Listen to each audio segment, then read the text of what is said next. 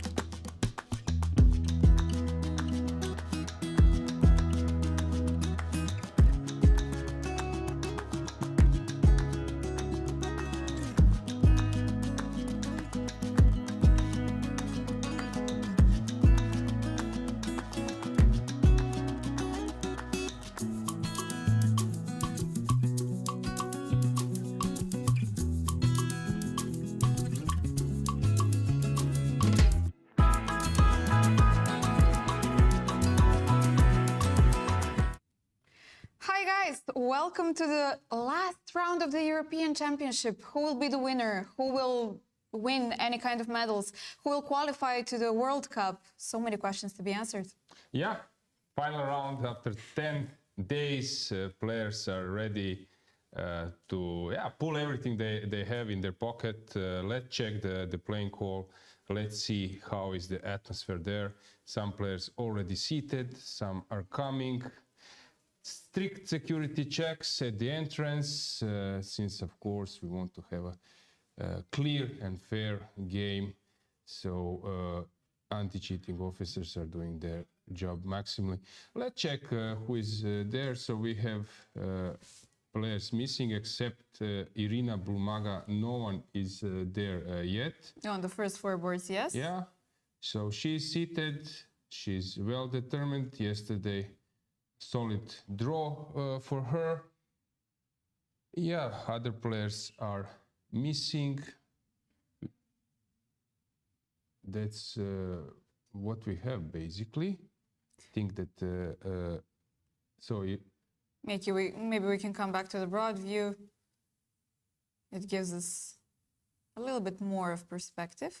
In the meantime, let me, guys, update you if you forgot about the standings. Fatalieva Olivia is the sole leader with a full point ahead, only draw away to becoming a European champion. Then we have 5 players with 7 points. Bulmaga Irina, Buksa Natalia, Batsiashvili Nino, Mammadzada Gunay, and Tsolakidou Stavroula. All of them fighting for a medal today. Yeah, so slowly people are coming. Of course, today it was much harder to prepare for the game, since it's starting earlier 1 p.m. not like all the other rounds which have started at 3 p.m. So yeah, players are still maybe combining lunch with preparation, and they will come at the last moment.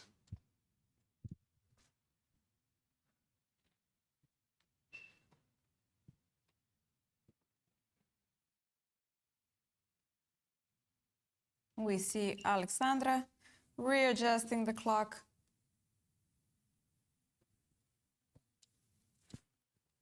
Yep. Also Toncheva, she just have arrived. Players finding their position. Chief arbiter Alexandra Dmitrievich is walking around.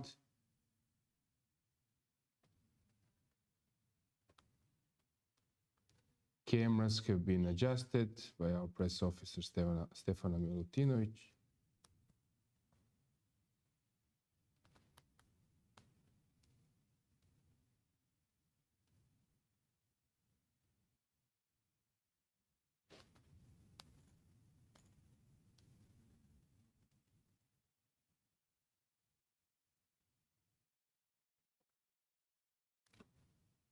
Dragana, what do you think?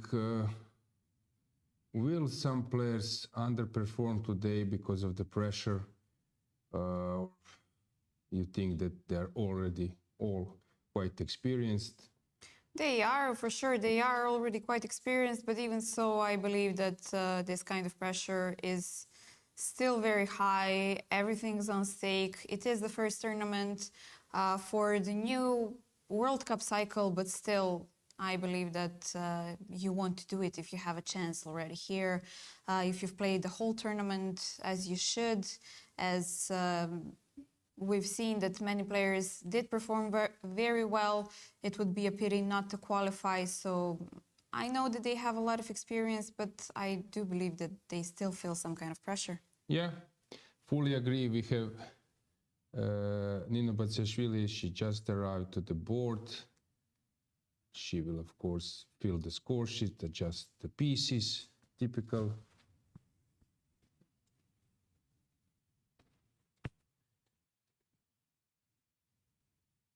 Some players are playing. We see Toncheva. They already made many moves, basically. We will check the games as well. But Interesting first how four we have boards, we don't have players. Okay, let's switch to the fourth Fourth, camera, yeah. because there we might get some moves. So let's go full screen there. Yes, we have Wagner against Zimina. Wagner is adjusting the pieces. D4 will be played.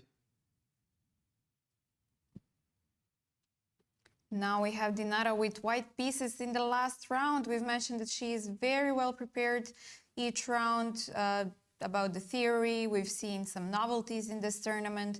And we've mentioned that especially with white pieces, she can surprise us with a very good preparation each and every time. Okay, let's check the second board, because we have a move made not seated, so E4. But now Natalia is coming back to board, but she made this E4 instantly. Sicilian, yeah. We might see a sharp game here. Yeah, knight F3, I guess. Yes.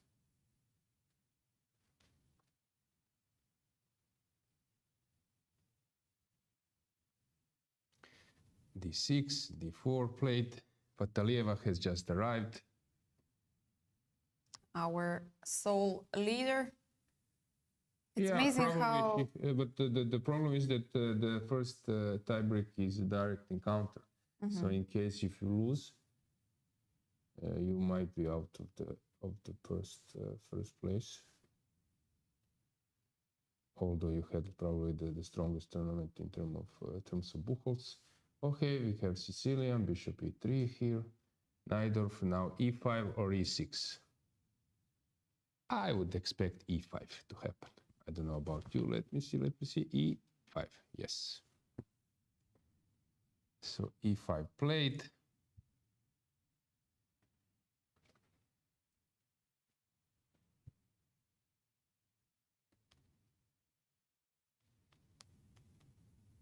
Knight B3, of course.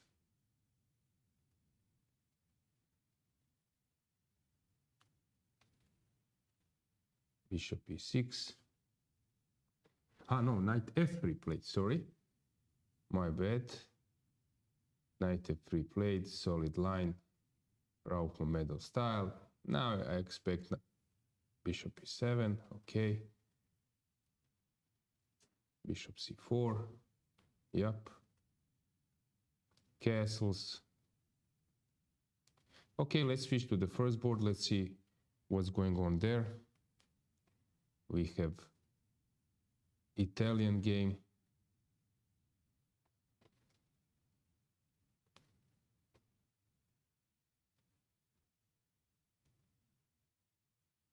D3.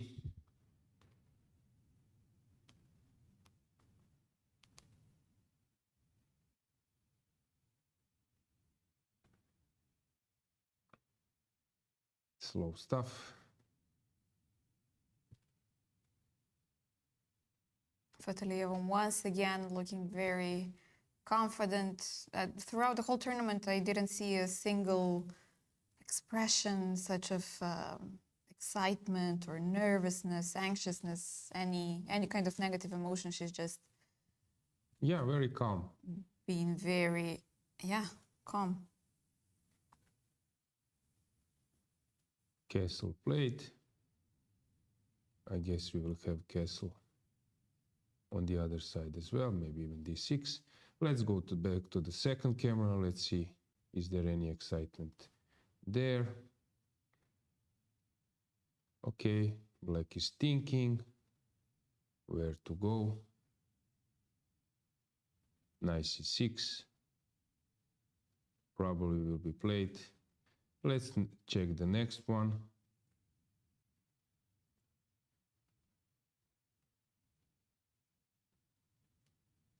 In Bulmaga against Tsolakidou. Here we have Sicilian, and same as the second board, knight F3, no one wants to enter super long lines and opting for this strategical sideline in hands of, for example, Mickey Adams or Mamedov or some other positional players. It's quite a good choice, since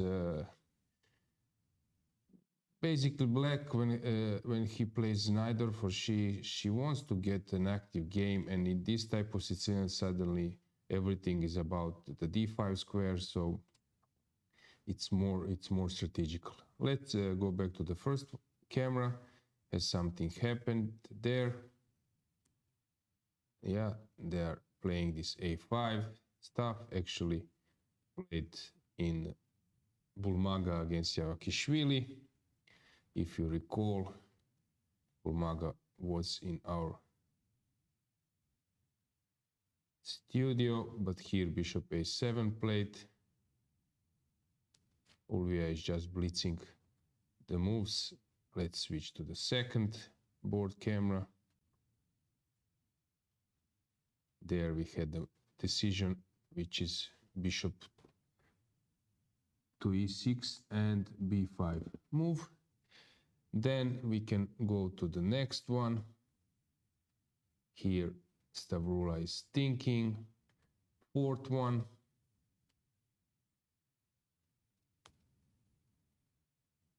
It's King's Indian. Oh, great. That's I like a lot.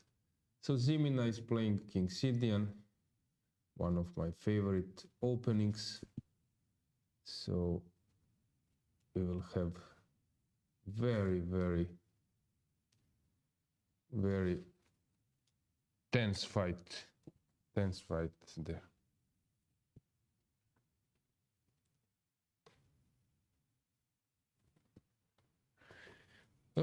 Let's go to the broad view camera. Let's see what we have there. For a second we didn't have anything, guys, but yeah, we recovered quite quickly. We can see that Toncheva, she is playing against Balayaeva, and they already are in some deep middle game. We will check that very soon. Yeah, it looks to me that players are choosing quite sharp lines on, say, on boards after board number, let's say 4. But of course, those on top, they are trying to win, but not on at any, not on any cost. So it's still, yeah, a bit solid. Some players walking, some concentrated. Dragana will probably emphasize 2 red jackets. On the, yeah, I saw it in the first. Yeah. I was first just few waiting seconds. the moment, so I took it out of the way. Actually, that's the situation. 2 red jackets, and what you didn't notice, but Yes, let me of just course. bring it up to your attention. Both of them have black t-shirts underneath and wearing jeans. So completely the same combination.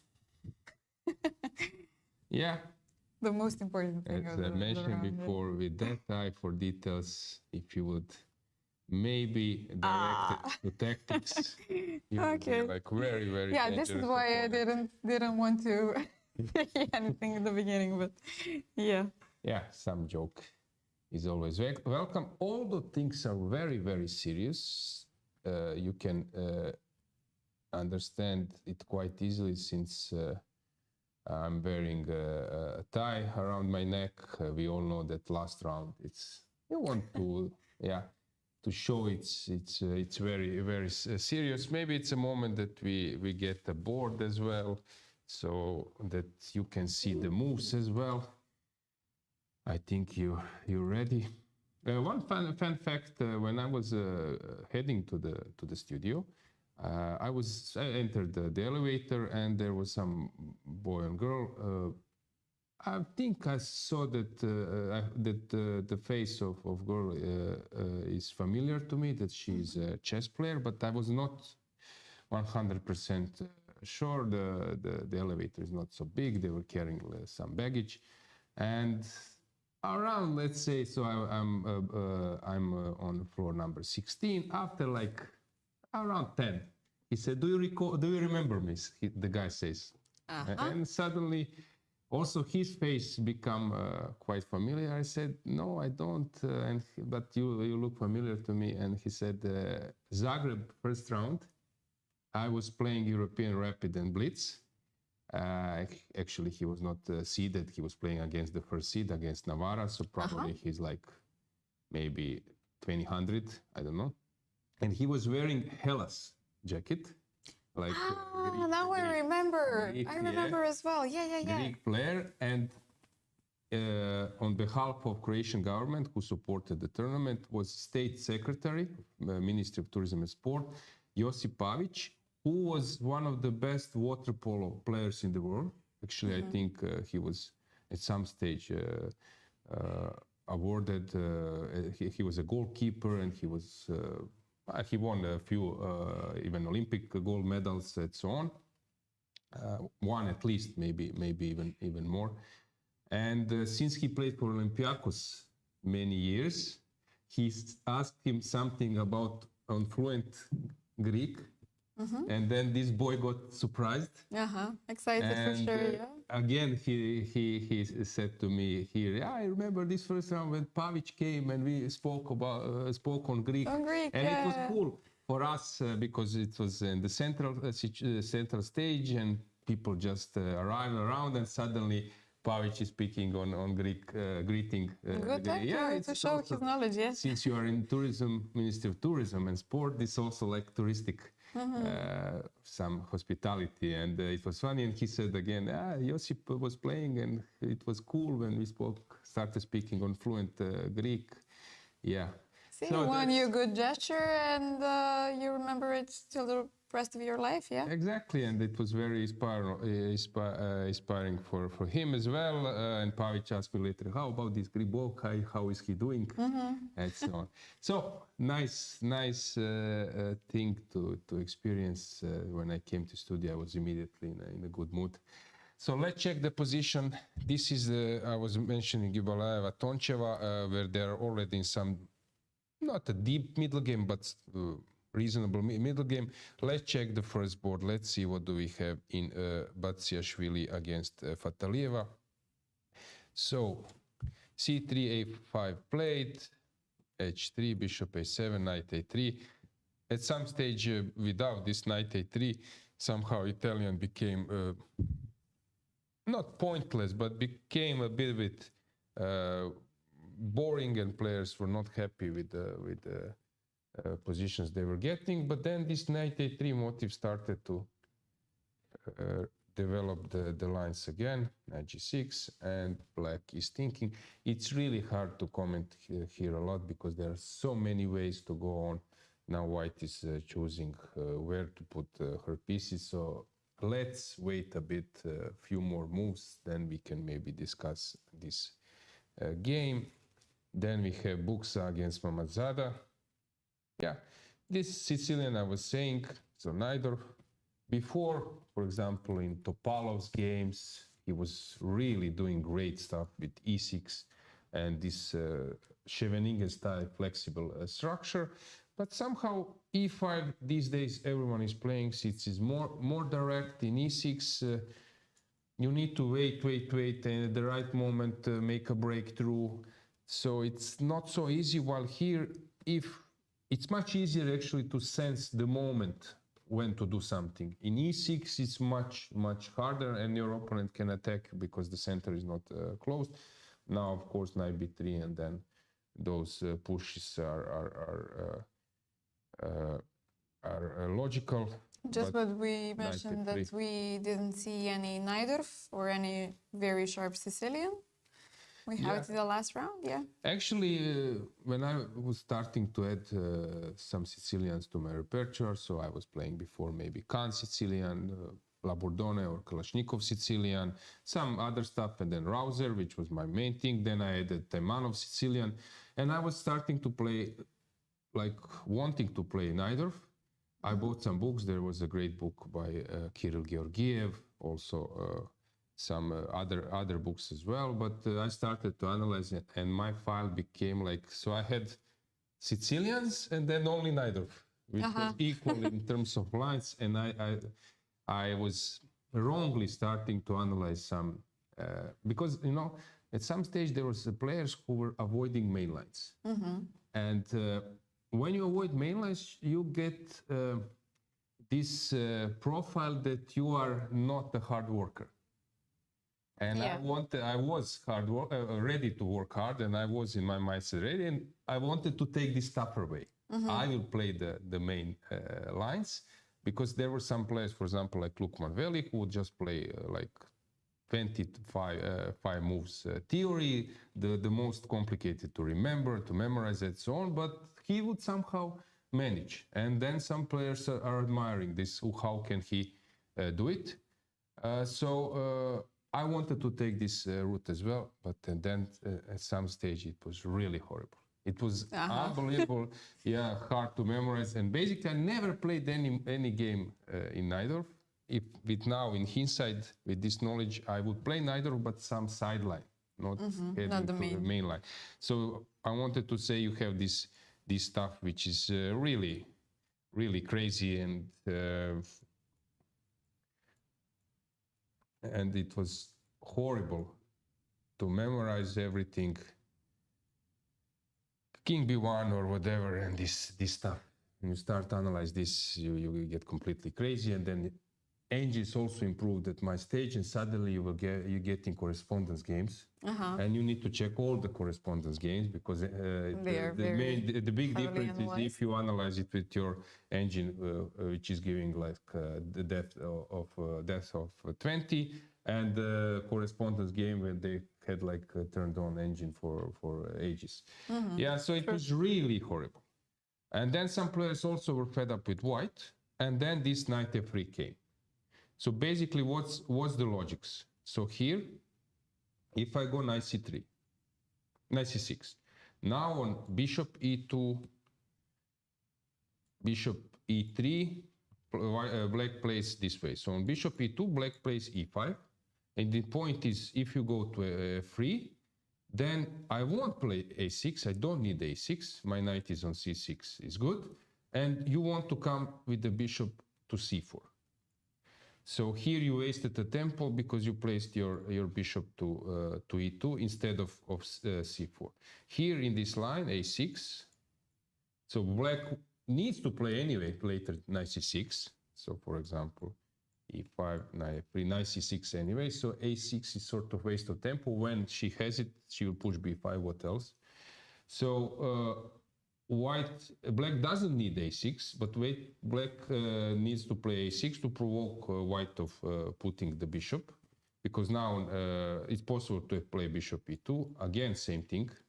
You will need to drop some time, but you don't have any useful move, because on bishop c4 now black wouldn't play e5, because now it's good for white, since white played it in one go, and this bishop belongs to g5. So she didn't lose tempo to play it on e3. In this line, when I play knight f3, I will need to play with the bishop to g5. So sort of I'm losing a tempo, but I'm stating that this a6 is also not a great move for black. If the knight is on c6, it would be much better. But I define structure and I play positionally. This is some kind of logics behind. Of course, white would love to play on g5 in one go, but she defined the structure. And now there are several motives, several ideas. Bishop e6 to stop bishop c4, unfortunately, is too early, because knight comes to g5. So that's why black needs to play either bishop e7 or knight c6 first. And only now bishop e6, since this position is not so problematic for black. Even black can do something over the f file. So white plays bishop b3, and now we have a waiting game. Black doesn't want to take, white doesn't want to take, and we are playing this position. Some players immediately jump to d5. Some will first play queen e2, queen d3, bring the rook.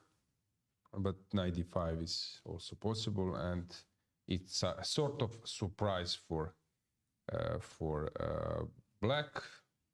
I'm curious to see how will this game develop. Now black can wait, black can take. It's up to her. Of course, taking on e4, takes, runs to this nice Nice winning tactic, motive, yeah. because when you take, suddenly double attack is around. So this is the point behind it. And you can take many ways, with the knight, with the bishop, or as I said, or wait. We will see what is going on the next game. It's Board Irina number 3. Bulmaga, yes. She's playing the same stuff, but now comes knight d2. Don't forget that Romania has now, Romanian Chess Federation, Romanian players has now big support, sponsor support, head coach, main coach behind the Romanian chess is now Ivan Sokolov, who has had so many good results. For example, Uzbekistan winning a gold medal at the last Olympics, then World Rapid Blitz Championship with Uzbekistan coming to the final without Abdusattorov. Then some other results. He was coach of many good players like Salem, like Van Forest, and so on and so on. And Alireza as well, Alireza, bravo. Then practically all Iranians, Maksodlo and so on. The thing is, he's now the main guy behind the Romanian Chess Federation, and he's working with top players like Shevchenko and some others, but he also had some training sessions with Irina as well. I got this info. And, some files or something she might be updated today, because she's playing for a medal, which is important for Romanian Chess Federation and development. So this knight d2 is probably coming from maybe not Sokolov's lab, I don't know, but even it might be. And we see that Stavroula is surprised that she wasn't expecting this sideline. Yeah, let's go with the camera to board number 3. She is Full burning screen. some time now. Almost 20 minutes have passed. Yeah, let's have it full screen so you can see. Yeah, I know that Ivan was helping Irina in the World Cup as well. There was some victory in advanced Yenish, which, of course, he was one of the experts. There are other coaches in Romanian Chess Federation, but it's great if you have support of the guy like Ivan, right? Yes, of course. We've mentioned his coaching successes, but nevertheless, guys, you know that he was one of the best players in the world in his prime time. So, of course, that when passing on his knowledge to some new talented prodigies. To win against Kasparov, it's already huge success. He has wins against Kramnik, Anand, Karpov, all those Topalov, all those top players. He was around top 10 at some stage, I think number 10 or 12. And his peak was above 2700 long ago, when 2700 was a big deal. And great player himself. We were playing for a team in Croatia. I'm his friend of mine, so I'm grateful to have his insights about chess. Okay, let's see let's get the boards back. Let's see what's going on. Actually, Ivan is originally from Bosnia with Bulgarian origin of his father, and his mother was Croat. But then he moved to Netherlands, where he played for national team, winning a gold medal at the European team championship in Sweden, playing first board, being the best player there, and so on, so on. He was actually doing great. I think even Hanti Massis Olympiad that he won a gold medal at board number 1. Not sure, but it might be. So yeah, great player. Let's move on. A4 played. So Stavroula is heading for this main stuff. I just wanted to mention that we should not forget that Stavroula has had 4 consecutive wins in the last 4 rounds. Yeah, Greek she supporters and fans are. Yeah, so she is on a roll, and I'm very, very eager to see how this will unveil in the end. Yeah, let's check the next one. We have Dinara Wagner. We can go with the camera there. So King C Indian, Bishop E2, Bishop E3, which is also non-line. D5 played, and White starts to roll. Yeah, I was never a fan of those lines, but yep, with White, I don't believe in just this pawn avalanche, but yeah, who knows. Then we can move on.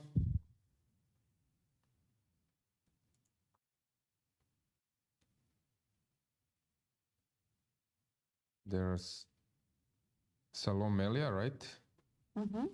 Yeah, board number 5 is Melia Salom versus Javakhishvili Lela. Yep. A Georgian encounter in the last round. Okay, Sicilian, hard to say what's going on. This one in Toncheva, Queen F3, Sicilian. Actually, I played the Croatian League, and I was playing against one of my colleagues' friend. He's a FIDE master, I think, or maybe master, and president of one club, and he was somehow he was having some tough private situation, and we played the game 2 years ago, Croatian League, and here he played Queen F3. And I was looking at the game and something looked strange to me, but then I realized that I can take the knight. At first Bishop E3 is played. And actually it was the game, yeah. You have it even in chess base. I guess his opponent took on d4, right? No, me, I took on d4. Ah, you were the opponent. Yeah. Okay. So I was thinking what to do, that something is wrong, and I said, okay, this Queen F3, it's upgrade. Yeah. Not wasting some time for Bishop E3, but then I realized that Bishop has a role, and I took on d4. Yeah. Okay, so yeah, he had some, I think, diabetes issues and so on. Okay, so here, knight goes to f6. The rook already on d4. G4. So everyone is blitzing. I would prefer to be white, but who knows. Then we move on. Next board is Bella Khotenashvili versus Toncheva Nadia. No, that we checked. Then we have Lilith, yeah. Versus Martina. Yeah, what's going on here? Hard to say. The opening has just started. Then Ibrahimova against Beydulayeva. Okay, knight on b2. Knight on Arim is a dim. Yeah, but playable position. Yuliia Osmak against Dragana. The game just started. Kubitska against Monika.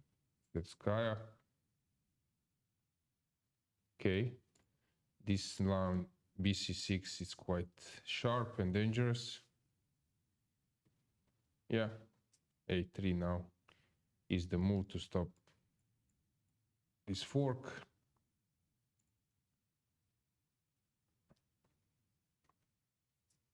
Dragana managing to come back to the top 10 boards in the last round. She had a really rough and shaky start of the tournament, but the guys in the last round, she is fighting for those World Cup spots, so really kudos to her determination, motivation, and so on.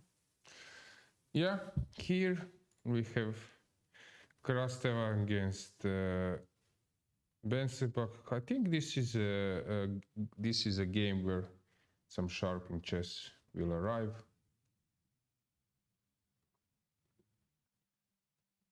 yeah, we will follow that one. Okay, so maybe time to find how our bright stars are doing. Bodana playing on board number 49 versus Marka Antonaki. Yes, I have found her.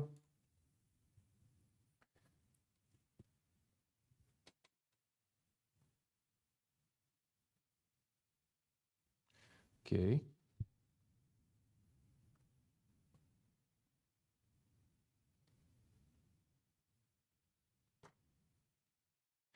Here, okay, she played this g6, which might be okay.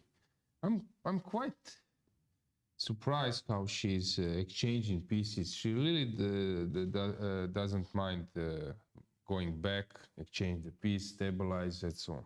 Maybe I can give you the screen like here. I see it, I see it. Yeah. Thanks. So queen d2, f5 will probably follow, but we will see. Her opponent is slight rating favorite, but of course we don't know actually current Bodana's strength. She's gaining a lot of points, so who knows? Maybe it's already an at least equal game. We forgot to mention that Nadia Toncheva, she has scored, I think. A norm, yeah, and I have a whole list of norms, but maybe we can do it while we have some full screen. I also have the other two names, the other two boards. Okay, let's have or do the norms first. Broad view camera, and maybe this is the right moment that. Yeah. Okay. Spread the So these are the norms that are achieved with the last round, meaning with round number 9. Slavichka Alicia has scored her IM norm. Then we have Benzenbach Natasha scoring WGM norm. Kubichka Anna WGM norm as well. Schulze Lara WIM norm. Hrebrenščíková Yelisaveta scoring WGM norm. Toncheva Nadia IM norm. WGM norm as well. Then we have Staroca Martina, WIM norm. Prado Sebo Ines, WIM norm. Krasteva Boleslava is getting an IM norm. Congratulations, Vikar Martina, IM and WGM norms. Ibrahimova Sabina, WGM norms. Kesaria, which we will see just in a bit, WIM norm. Bodana, WIM norm. Hapala Elizabeta, WIM norm. Kirtadze Anastasia, WIM norm.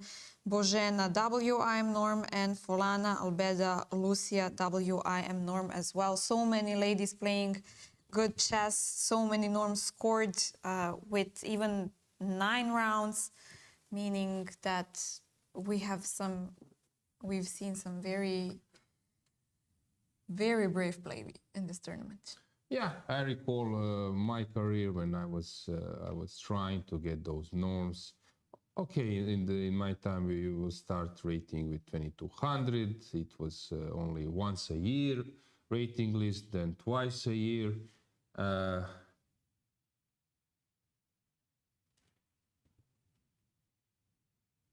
Yeah, so it was like different time. And the first IM norm I won in 1 round robin. Then second one was, I think, Pula Open. And third one, I cannot recall, really. I'm trying to recall my IM norms, but I cannot. GM norm, it's also an issue for me. So one was Cannes in France. I was sharing second place. Then round robin in Sarajevo, my final norm. I won the B tournament. Magnus was playing in A. And some other top players. Nisipiano won the A group. I won the B. Round robin. And then last, okay, or third norm, I think it was Croatian Championship round robin. I'm not 100%. You forgot your norms? Yeah, I'm not sure 100%. Okay, when long you are, time ago, yeah? when you are young and at some stage you think, oh my God, if I can pass this 2400 rating or 23 or 24 or 25, oof, that would be great. And then when you become stronger, suddenly, for It's example, not important, after I became a grandmaster, something like not to score a GM norm, let's say with performance 2600, like 5 or 6 times a year, it was like, very bad, come on. Why you just need to have a performance 2600, because I was at some stage 2580, 2590, and actually to defend your rating you need to score GM norms. So it was not a big deal. Yeah, but then before, when you are not so good or not the highest level, then everything seems complicated. How would you keep this rating 24, 50, 20? True, it's always harder to do it when you do it the first time, then somehow you get used to it, I guess. Yeah, I recall when Ivan Socko was telling me that he was starting his student career with Dragulju Velimirovic, who was one of the best grandmasters at that time, and he was having his first class traveling from Belgrade, from Sarajevo to Belgrade, if I'm not mistaken. And yeah, Ivan was maybe, I don't know, 15 years old or something, already maybe close to 2500. And they, Velimirovic came well prepared, and he put him his pet line, his Sicilian, where in Sozin, where he just jumps with his. Ivan told me, I was sitting in that place. It was, I think, his flat. Dragulju was showing me those Sicilians where he was just killing all the opposition. And suddenly those knight f5 and knight d5 came. All those knights starts to be sacrificed. I was depressed because I cannot handle it at all. And Dragulju, I think, introduced his work and future collaboration with the following way. It's very important, boy, that you realize that you don't know anything.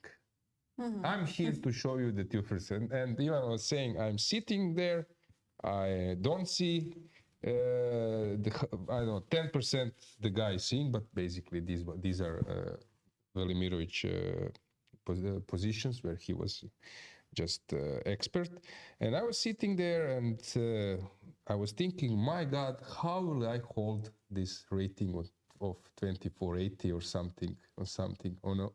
How would I hold this rating, because I don't know like 10% of this guy who is a grandmaster. And then you know what happened. In few months Ivan becomes stronger, and Velimirovic said, listen, boy, this work is not heading into the right direction. You started to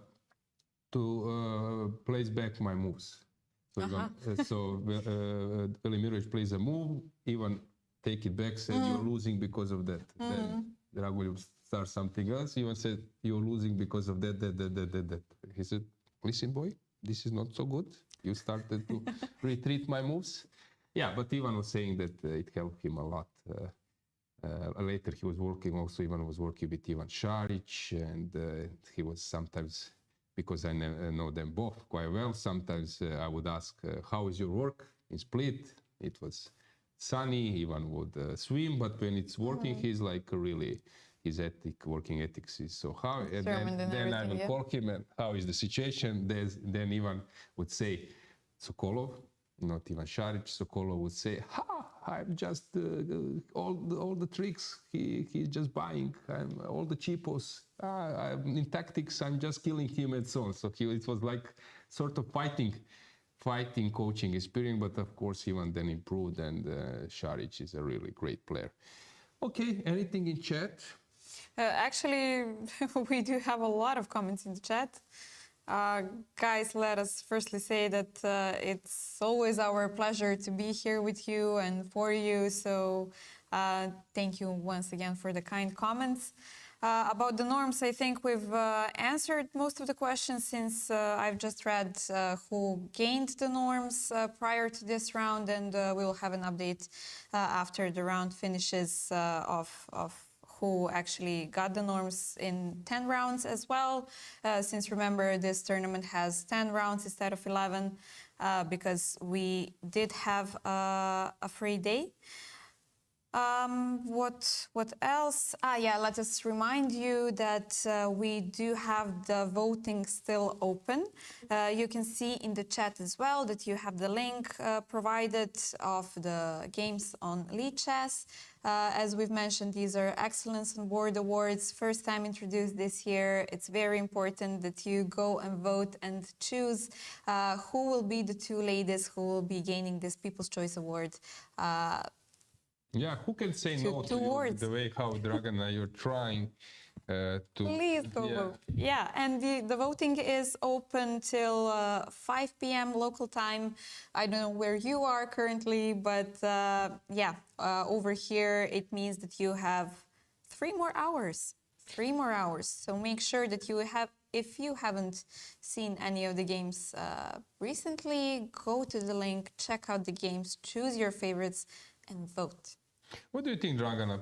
So the games has started 1 p.m. local time. Okay, we have some time difference in Croatia. Is now only it was only noon. In some countries are even less. So do people follow it on? Or I don't know, how do you follow? For example, some event. Do people follow it on their working place where they work, put some headphones and maybe working and listening in the background, or when they come home? There are some people who only have laptop, or I don't know, at their job, so they don't want to follow it when they're home, they're doing something else. So what do you think? Do people follow it more on their job or at home? Depends where you're working, and if you have this work from home possibility, then I believe that this is the most convenient. Because if you are not on some kind of meetings, if you're doing some kind of job that does not require much creativity, for example, or so much focus on your job, then you can actually pay some attention in the background as well to go check. And when we announce that something is happening, maybe pay some more attention at that point. And I do believe that these kind of stories that we are bringing over here, this content of, I don't know, some anecdotes or some interesting history or something like that, this could be even listened in the background as some kind of, as they do listen to some kind of podcast or something like that. But yeah, the ideal setup is that somebody is watching us with a cup of coffee or maybe a cup of tea and some snacks, maybe basically on some big screen, I guess. But of course, as you've mentioned, it's not the most convenient time. It's working day, it's Monday. So yeah, I hope that they are still managing to get in touch with us. Yeah, agree. Okay, these days is quite common that you do something simultaneously, two things. Multitasking, yeah. I recall when Anand was playing Slav defense, and there was like some great novelty, which was bishop to a1, black's bishop to a1, which looked like completely ridiculous. Vichy has said that I was watching the football game, and I was doing some analysis on my laptop. Multitasking, okay. Yeah, and I was like pressing a space bar, which immediately means in engine is the first suggestion of engine. So you can just press space. Basically, we on Grandmaster level are sometimes joking that second job. Actually, I was second of Ivan Sokolov when he was playing Vaikanze. I will share you that experience later. So you are just pressing, you're putting engine and pressing space bar when you think that engine has found the first move is now the move which probably it's more in a human way and you think it's the best.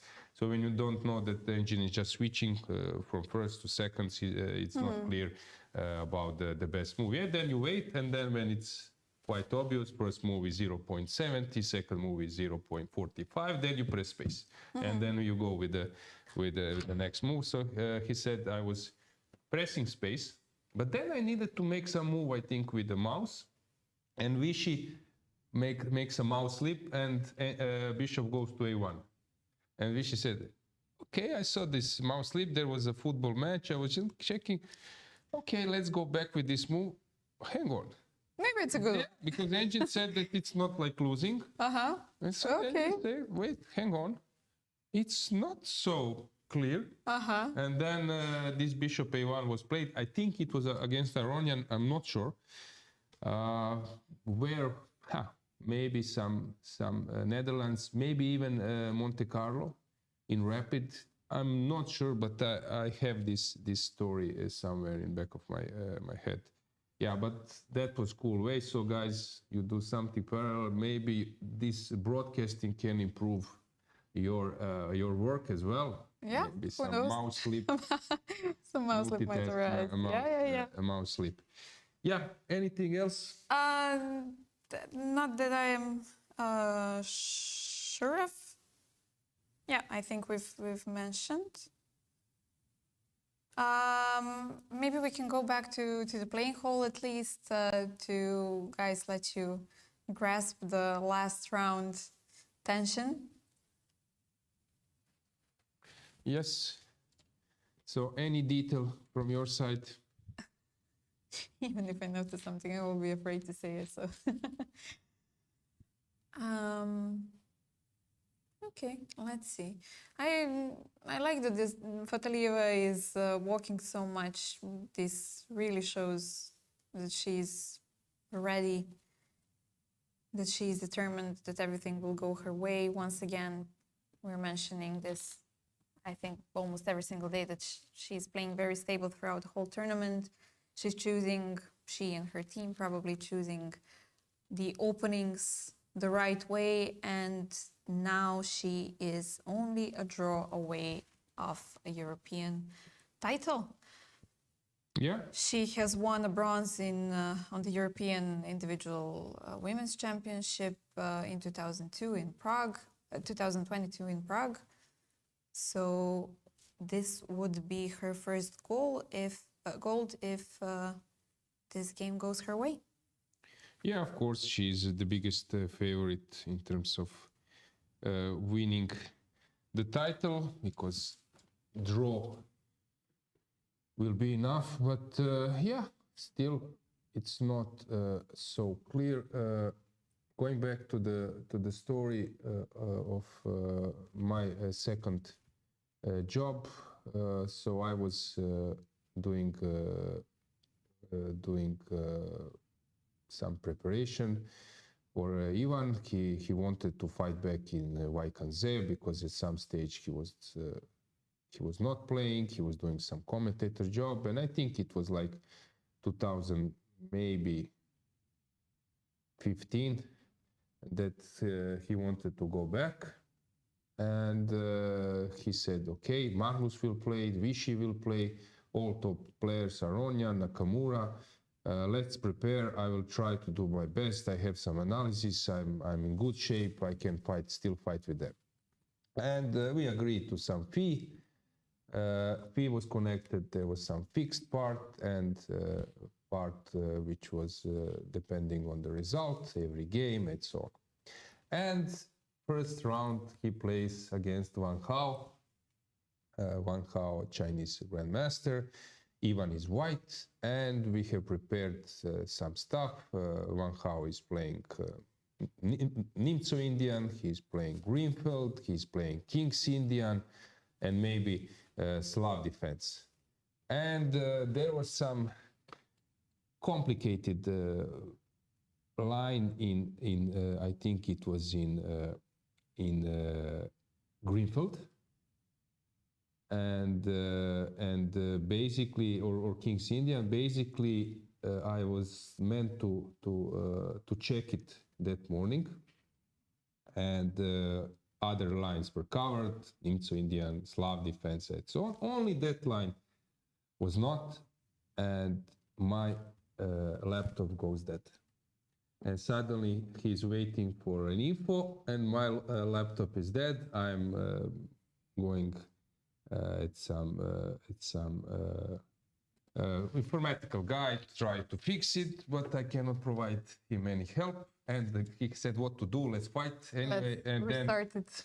and then I'm sitting with my laptop, at that guy who's trying to fix it, and suddenly I'm opening broadcast live transmission. D4. Let's say, please God, not to play kicks Indian. D4, knight f6. So first stop could have been Slav defense, where we are okay. That was covered. He was well prepared. Knight f6. C4, and now I'm waiting. Please God, not G6, and E6 finally. And then I said, okay, let's go Now back we're to- good. And Ivan was maybe better. It was draw in the end. And second round, he's playing against Nakamura. And Nakamura plays some English opening, and Ivan is completely winning, playing great game. Actually, I went, it was already late. I went to my soccer team. We play every Thursday, Sunday. It was, I think, maybe Thursday, maybe even Sunday. And so I went to a ball game, and then later I will check how the final result, but I knew that he will win because he was completely winning. I think it was -5, -6, and suddenly I see my fee, because it depended also about his money price, that my fees, which is connected with his results, okay, might be quite good. And then he managed somehow to blow it away. In the end, it was a draw. It was a devastating draw. And then there was this famous sentence, when he was asked by some journalist, can you tell us more about the game? And he said, if I don't kill myself tonight, I will live 1,000 years. Yeah. So I went after the soccer game. I turned on the mobile phone, and then I see result, and I was so depressed. Then I found him some idea in Greenfield against Giri. So he played line against Giri. He was having a huge advantage if it was a draw. Maybe also fourth game a draw, so not so bad. And then you start to play against Anand, against Carlsen, against Aronian, and then he was starting to drift. He started to lose some games, especially in Rui Lopez. They were really tough to play against, and he scored on some minus score in the end. He was overpressing against Leko, against Van Veli, losing with white, and the tournament actually ended up pretty bad. But for me, it was a great experience when you start preparing through Carlsen's games, because he's playing against Magnus. I felt like I'm close to that level, at least in terms of some games and analysis and so on, since this was the way how I lived as a sort of close to top player. But of course, I was only 25-90. I was not that level. I was far away. So nice memories, yeah? Exactly. So let's check the moves. Let's see the boards. What do we have? Let's see on the first board. We were around here. You will see the board any second. So knight g6, d takes, queen d8, bishop g5, bishop c5. It seems to me that Nino's plan that she will press Ulvia a lot has failed. I don't see any dangers in this position for black. What do you think? Will we have I agree. some draw, maybe even offer at some stage, and new European champion already at this stage of might be game. true, and I believe that with 7.5, Nino is securing her ticket for the World Cup, which could Means also be some additional prize money. Yeah. About the medals, we cannot be sure. Let's check the performance of Nino in general, how her tournament was going. Okay, so Nino so far having 24-50 straight performance. It's not a big deal, so she might also think that she's not in some shape to throw everything in the last round. Okay, but in the second half, she did play some tough opponents. Win versus Adela Velikić, draw versus Natalia Zhukova, Klekana Maria again win, draw versus Martina Vikar, and she basically played a Polish championship in the 3 consecutive rounds. Martina Vikar, Claudia Klon, and Aleksandra Moteskaya having 2.5 out of 3 in this last 3 games. Yeah, let's check the next board. We have Buksa against Mammadzada. What has happened here? Everything was exchanged on D7, on D5, knight D7 played. Yeah, black is having a normal game, but also white is having a good... Maybe another draw will happen, who knows? In terms of not quick, super quick, but in terms of some equalization, which will basically steer to a draw. Here, more interesting stuff. Knight E4, of course. Sorry, I forgot that I can even take. I was thinking bishop E6. Yeah, so knight D5, knight D5, E D5, A5, which is of course important not to allow black to maybe to connect. Now bishop B5 check might be possible, but okay. A5 was also possible move. Here Stavroula has allowed that. But look at the situation on the clock. Irina Yeah. having 1 extra minute from the time on the beginning. Yeah, but 1 hour and 31 when you're minutes. faced with some opening surprise, you are very careful in choosing the direction. Once the structure will be defined, she will start to play much quicker. When she castles, play some maybe rook b8.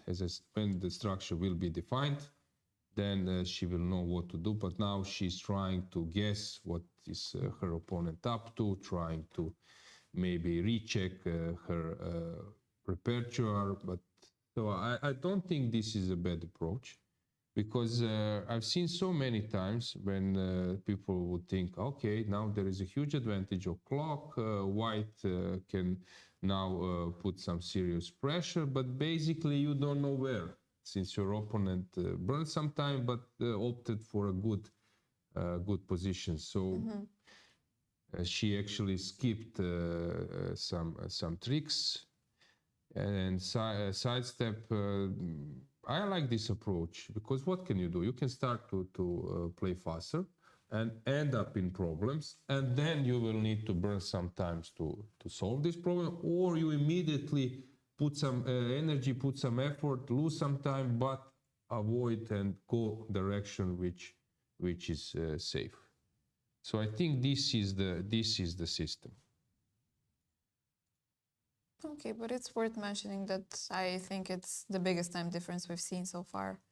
Yeah, in I any agree. round. I agree. But now she will start to play 5 castle, and she's very familiar with this type of structures.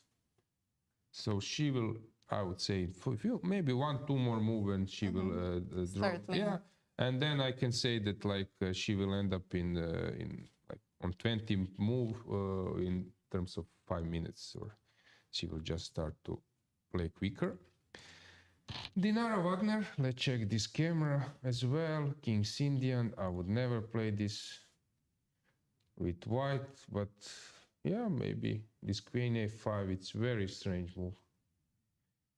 Yeah. Why wouldn't you play it?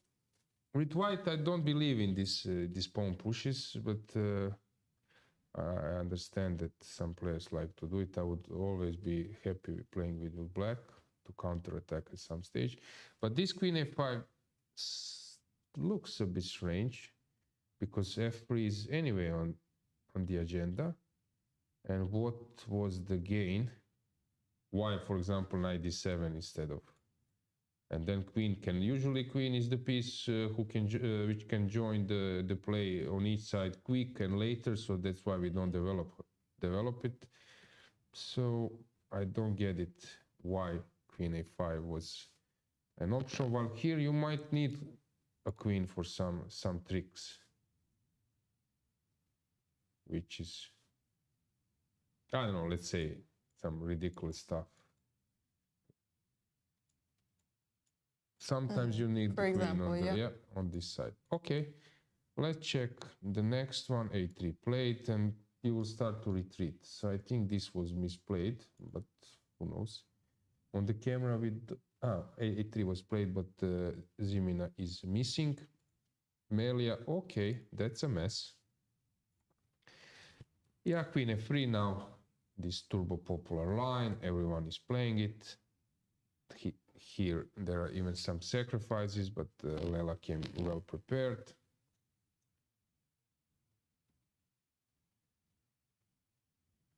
Okay, that's a huge mess. You need to have nerves of steel to play it with black, because your whole position can fall apart easily. But yeah, she opted for that. Then Bella Yaeva, we went around here. G5. Stavroula has just made a move, what I can see from the camera. Yeah, I can just go back here. I don't know about this position. Why white moved the rook? Because now when I take on E3, I don't believe that I have any problems. I would now rather be black. So I don't know. You mentioned Stavroula. Yeah, castle, now F5 will start. She knows now what to do. F5 will be played sort of quickly. And these are the positions she likes to play. I'm not sure now about the choice of white. For example, I would rather play against Stavroula, let's say, from my point of view, as a grandmaster who wants to increase chances of winning. So I would rather play against Stavroula some not defined structure, and it's not like dynamic position with equal time on clock. Because you have now advantage on clock, but this position, I'm not sure also that this suits Irina.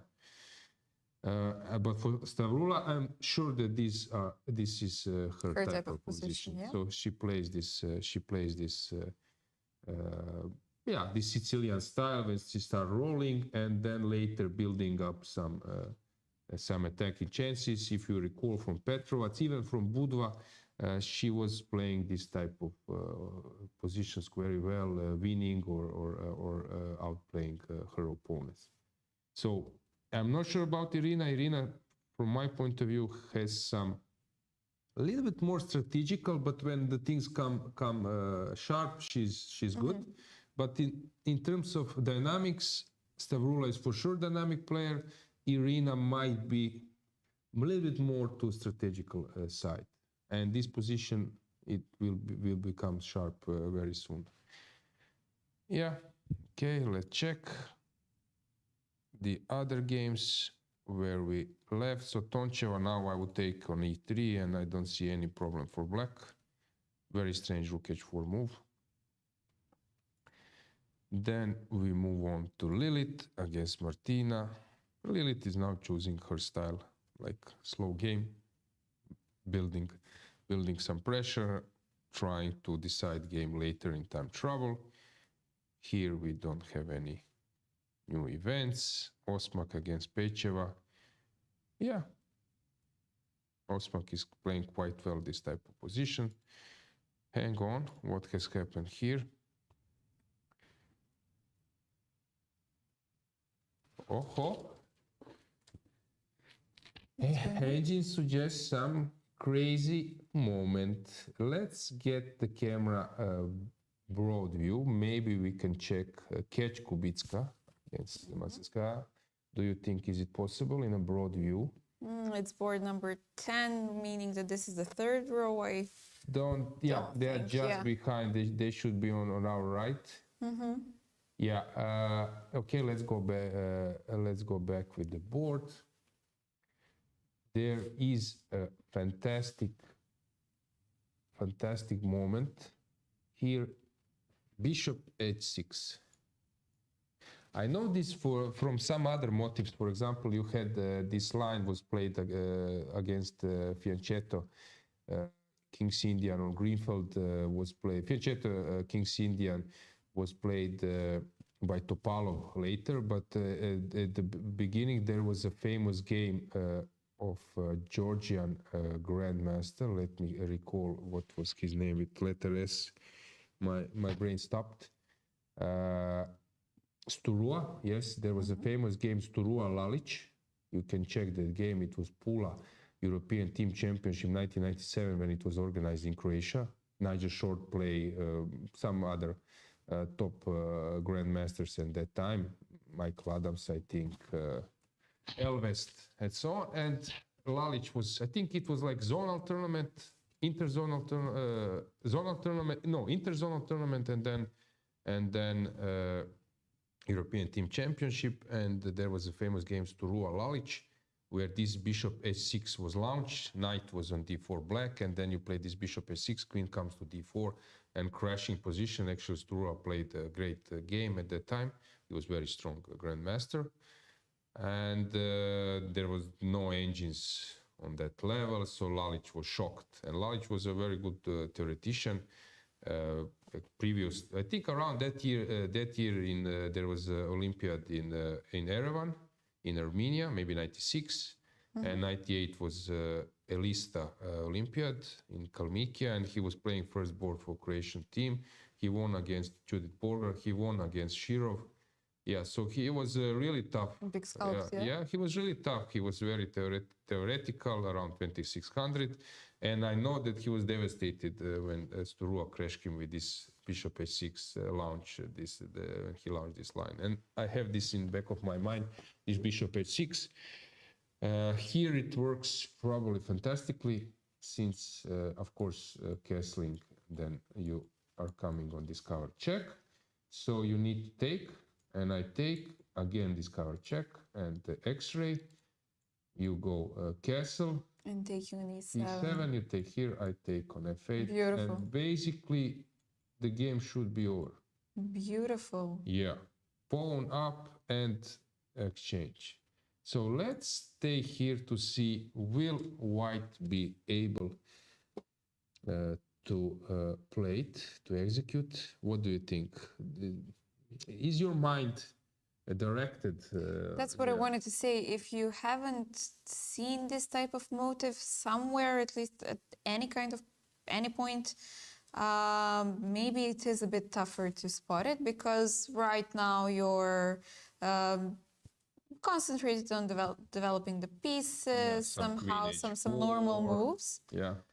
And then thinking about how to proceed with the attack. But this bishop page 6 at least wouldn't cross my mind if I haven't seen the motive somewhere.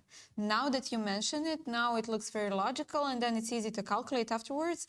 But this initial seeing the motive is really, it's beautiful. What I'm also saying this to students and during some lectures.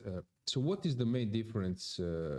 Okay, there are many differences, but let's just say creating threats, inner conversation, how you can help. And the main thing, why Magnus and again those top players like Mammadzada, Nakamura can find some completely, how we call it, invisible moves and so on. The main thing is you start to play chess and you're complete novice and you don't know anything, and you learn that when you drop a queen, you lose a game. Then you start taking care of it. Then you play more, you lose because of dropping a rook or a knight. Then you start also to take care about that pieces. Then you just lose pawns and realize that even losing 2 or 1 pawn can mean on some level that you will lose an endgame or lose some other middle game type position. You also start to care about pawns as well. And suddenly you get connected with material. You are taking care, watching eye on your pieces, on your pawns, and you play moves only on your type of squares, only on available squares. So if opponent controls some square, you don't think about placing a piece there. So you play bishop g5, bishop f4, bishop. So you start here, I don't place my queen. Here I don't place my queen, here I don't put my piece, I don't know. And suddenly instead of 64 squares, you are playing on 15, 20, because you are very bonded with material. This mindset, when you open up and you start to think and play a little bit more, to think about placing your pieces on opponent's control square, and then you are ready to find some invisible moves, and these are the most tough moves, and also have a psychological effect on an opponent. I remember once Ivanchuk was playing one tournament in Italy, and there was one game in chess informant where he placed a piece, I think on 4 times attacked square by his opponent, and his opponent couldn't take it with any loses. Yeah, when you start to play this type of moves, then of course you're getting psychological effect, you're getting visibility, your game suddenly people start to put in contest for voting. Yeah. Your mindset is different. So why, as I said, those top players? Because they are playing on 64 squares. And when you grasp the logic that you're playing on 20 and they are playing on 64, there is a difference. A difference, yeah. And this is how you prepare your mindset for bishop s6. You start, you open the vision. Any remark from your side? No, I'm just enjoying this bishop h6 motive so much. You would like never to happen, just to stay, that we wait. That forever. we wait, don't see any other game at this moment. Just see whether bishop h6 happens or not. But yeah, this type of motives actually make chess so much more beautiful. Yeah, and it will be, if this happens, it will be a tough blow for Alexandra, because yesterday she was on the verge of winning, playing a very good game, losing in the end. In the end, yeah. Today you go for some book publishing like motives. Yeah, it's not a great thing to live with. Anything in chat? You know that I like when you consult it. Yeah, of course. Actually, I saw one of the comments saying that Bodana probably just became the highest rated under-9 player. Great. Including boys, at least on the live rating list, that there's a Serbian kid, Leonid Ivanovic, who defeated the GM a few months ago. Yeah, I heard that too. True. Now there is, in Serbia, I know that there is a national championship, youth championship. Yeah, it's just started, Rapid, and they started with classical. I have my student, one of my students playing there, so I'm following. It's always in the same time. It's always this time of the year, around not Christmas, but Easter. Around Easter, because the kids have this Eastern holidays for 1 week, and it's every single year is the same. Whenever the Eastern holiday arrives, it's the year when you play, the time when you play. As I mentioned, in Croatia, we go for Croatian National Youth Championship when the school is over and people go for holidays on the coast. And Leonid, I think, is playing. That's why I noticed that he's playing in this event in the same group.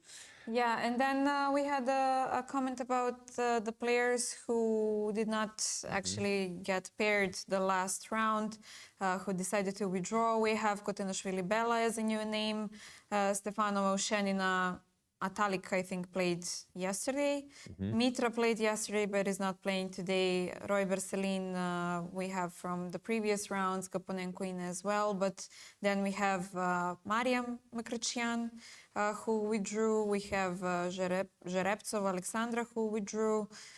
So, yeah, I guess they just they want to enjoy the sun, maybe some sea. Maybe. Since it's great weather. Maybe. We also didn't check Bozhena and Kesaria. How do we can check, today? but I was trying to wait here. Will this happen? But okay, we can go back. I think you also in chat you can check. Bishop Is there any? Okay. Yeah, we do have some new comments. See, somebody is working from home, following from home. the setup I had in mind. Yeah, okay. Great.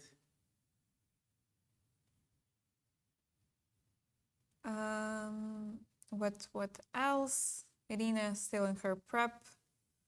True. But we will see. We have some Bulgarian fans as well voting for Nadia Tonchova's games. Yeah, guys, make sure that you go and vote for your favorites. Nadia Tonchova, I need to mention this once again, has this brilliant results on European individual championships. Last year, she scored an IM norm and qualified to the World Cup. This year, once again, she scored an IM norm here and is playing for the World Cup qualifying place. So yeah, the Bulgarian girls in general playing very good over here. I saw Beloslava yesterday. She was devastated after the game. She was not happy with the result at all. She had this in back of her mind that she's playing for the top 10 qualifiers. So yeah, but Dragana came back. Even so, Beloslava and Vicky are playing good, even though Beloslava didn't win yesterday. She still has some chances today. So yeah, I guess that the Bulgarian fans can be proud of their ladies. Yeah, let's check the playing hall, the other games in combination with the cameras. So first board, we have very safe position for Ulvia. She can be quite happy with the opening outcome. She's not sitting on the board at all. Whether she's a bit nervous or she wants to show some kind of confidence, she does have half an hour difference on the clock as well. I don't know, but we are not seeing her often in her seat today. Yeah, let's check the next board. Okay, we will have a long maneuvering game, but black seems to be doing well. As expected, now Stavroula is starting to make some moves and much quicker. And yeah, Irina will need to make some tough choices. Actually, I'm not sure that this opening was a success for white at all. Believe me. Very, very interesting remark. Believe me, I would rather now, if I've got it a chance, I will give you on table. Can you take my 1 hour and give me some different position? Please do it. I give you that option. Very, very interesting Even remark. 1 hour, I would be ready to give up. Give away, yeah? For some slightly better classical position. That's how much you believe in your your note. Yeah, guys. Listen, when you go and watch the games on any kind of platform and you see this huge time difference, you see, okay, something must have gone wrong for Stavroula. She's out of the prep. Probably she will get into some kind of trouble, but this kind of grandmaster remarks you are not able to see at those platforms. This might already be a mistake because bishop come to g5. Now, which I think move was missed, and now Stavroula is thinking hard. And bishop g5, you need to move the queen somewhere. I don't know where actually. Let's say d1, and now rook b7 you cannot take because this one is hanging, and queen will come to e7, and suddenly, take a look. Yeah. I don't know. Now Stavroula is thinking where to go. But position is already great for black. Okay, Irina is trying to show nothing is happening. She's not worried at all, but believe me. Okay, let's move on. Then we have Wagner against Zimina. What has happened here? Yeah, it seems that just she's out playing because this queen a5, I really don't get it. Melia. This is a mess and very unpleasant to play. So Lela needs to be on alert. Balayaeva went for this pawn raid, but don't believe that she will have anything serious, anything tangible there. Lilith, normal classical position. Bishop f1 will be played, I guess. I don't believe that it's possible to sacrifice something. I don't see any tricks, but maybe some d5 is on the agenda with massive liquidation, because here, if you sacrifice, this is pointless because some Bishop f1 can be played and there is no threat. Which takes us to the next board. Here, this knight. You see how the pieces are arranged. This is very strange play, but in locked Fisher position. Yeah, exactly. Yeah, you're completely right. And in blocked position and locked position, you can afford even this type of play. Then we have Kubitska still thinking. Now I'm so curious, will she execute? Here it's a mess. This one as the same. Yeah, some other games. Monika Socko, a mess. Okay, you mentioned Kesari and Bodana. And Bozena, yeah. Yeah, okay, let's do it one by one. 38 we have a draw on and the 39. 31st board. Vicky Rada, Yeah. okay. Maybe it's correct, we can check. Yes, I can. Right away. Bozena, I just found her. She was leading the tournament, now she's out of top, but anyway, good experience for her. Yeah, normal position.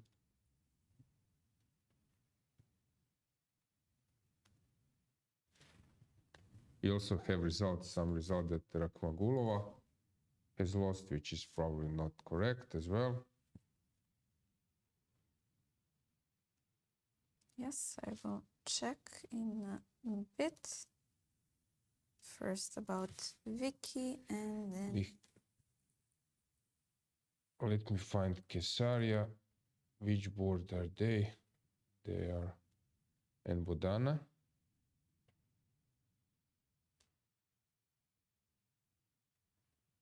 Yeah, I found Bodana. Okay, she's under heavy fire. And it seems quite complicated. Kesaria. Which board, please? Kesaria is right behind Bozena. 39. Mm-hmm. Okay. And Radeva drew after 9 moves, yeah. It was a draw? It's official. And thanks, and one more player we were following. Yeah, I sent a message, we're No, in checking. the terms of, so we have Bozena, Bodana, and Kesaria, right? Yes, and there was one other, Anastasia, I remember it. Yeah, bravo. Playing against Brunello Marina on board 23. And board 30 is fake result. The game is still in progress. Board 30. Rakhmagulova. Okay. Yeah.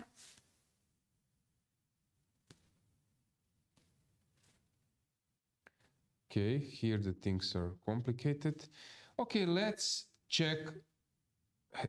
Just briefly, has something changed? Not much. Bishop g5 played by Stavroula. Now, as I said, 1 hour. You would give it away right out. Yeah, or something. I would immediately give it away. Bishop h6. Bishop h6 is on the board. Yeah. By Anna Kubitska. Fantastic shot. Great. Congratulations. I just got goosebumps. Okay, well, I'm sad that it's a game from round 10, so that you cannot actually vote for this one. Yeah, and we are not having it on camera as well. But this is Bishop the move. h6. The move. Yes. Wow, great for Anna. Let's go briefly. Let's check the camera. Let's stroll around, and if something we have in chat or not, maybe it's time for a first break. Yeah, I saw a comment, guys. So once again, the voting and the reviewing of the games is not on the same link. You can review the games on Lead Chess, but the voting is on Google Forms. But both of the links are provided in the chat if you just scroll a little bit more up. Or if you go to Lichess, I just opened the link. I saw that somebody provided in the comments as well the voting form, so you can find it there too. Thank you very much for showing interest in the games. I know that it's the girls will be very, very pleased when they get the award on stage tonight. So make sure that you vote for your favorites. Yeah, exactly. Anything else in the chat, or Anything we can? else? Yeah, somebody actually admiring your memory, casual memory from 1997 game with details. Listen, it was not easy for me to fight with those heavy guys, you know, heavy guns. So I needed to develop some skills. Yeah, because on top, believe me, about 2500, especially 2600, they are monsters there. So that's how my memory developed. Break. Yeah, go get a cup of coffee. We will get one too, and we are coming back to follow the most interesting games in the final round. Yeah, see you soon. See you soon.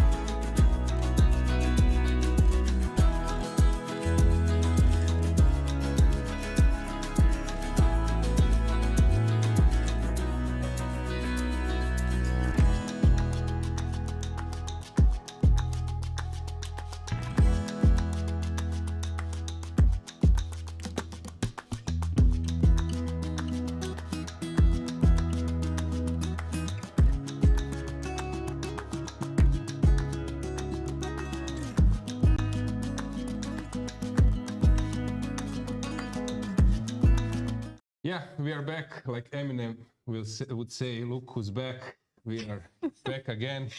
Yeah, let's check the boards, the situation. Bishop h6 was launched. I went to the playing hall to check the faces, and it seems that Alexandra is like desperate already. Anna very well focused.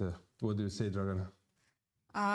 Yeah, this bishop h6 I think will remain the move of the day, maybe the move of the round or even the move of the tournament, at least from what we've seen so far.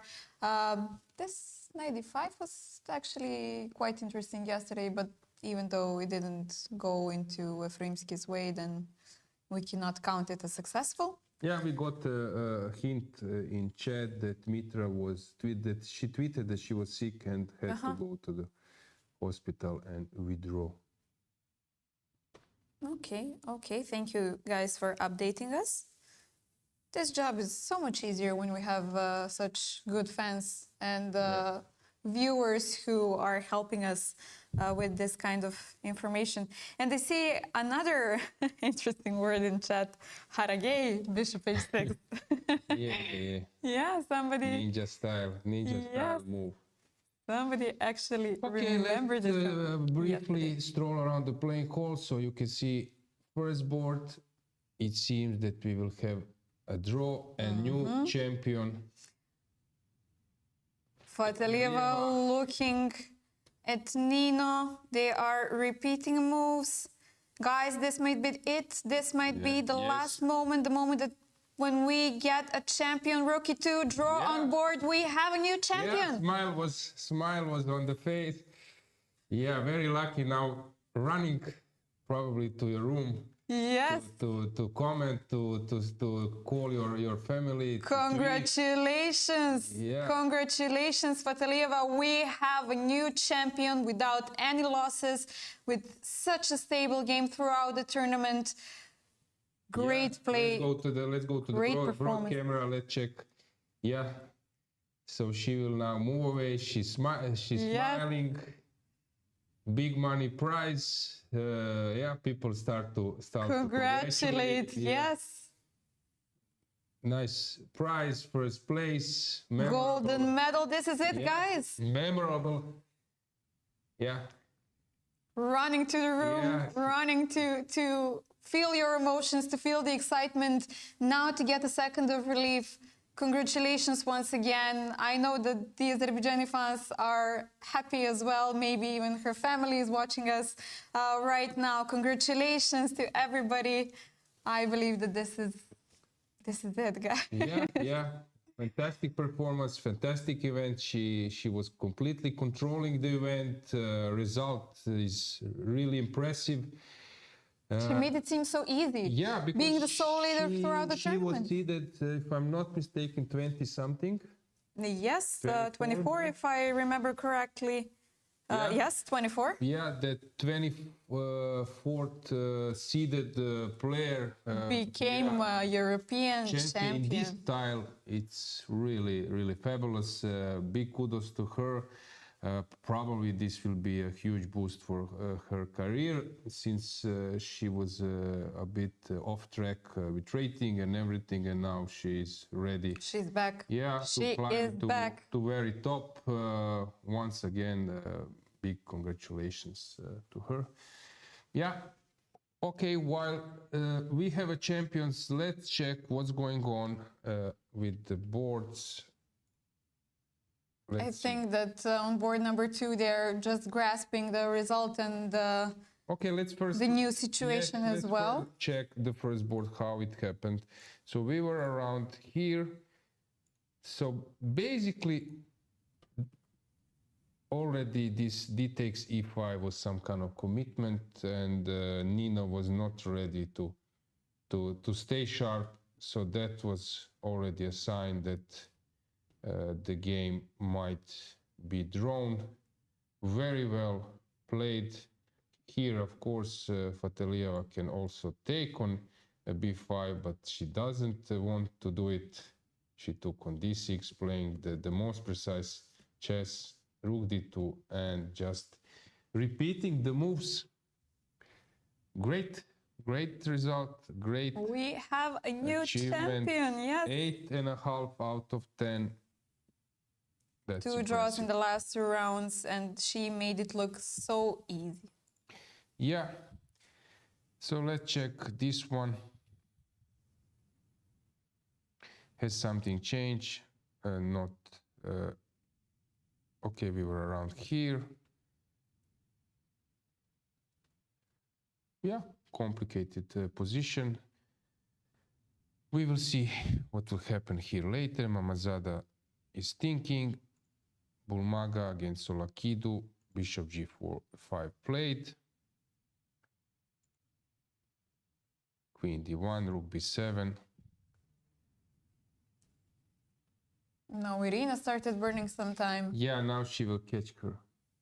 And Stavroula is now just having a good position. And this game is a perfect example, I think, how you should play chess. Of course, you can not burn some time and play a little bit faster, but this is the way how you play chess. Not to hurry, solve problems, get the game into your known territory, and then you just can play faster, and this is the way how you should play. Psychologically and from some professional point of view, this is like top level understanding. Because now Irina, we can check on camera as well, will think a lot.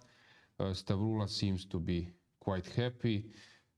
Listen, this is very tough to play, that you have this type of undeveloped pieces and king stuck into the center.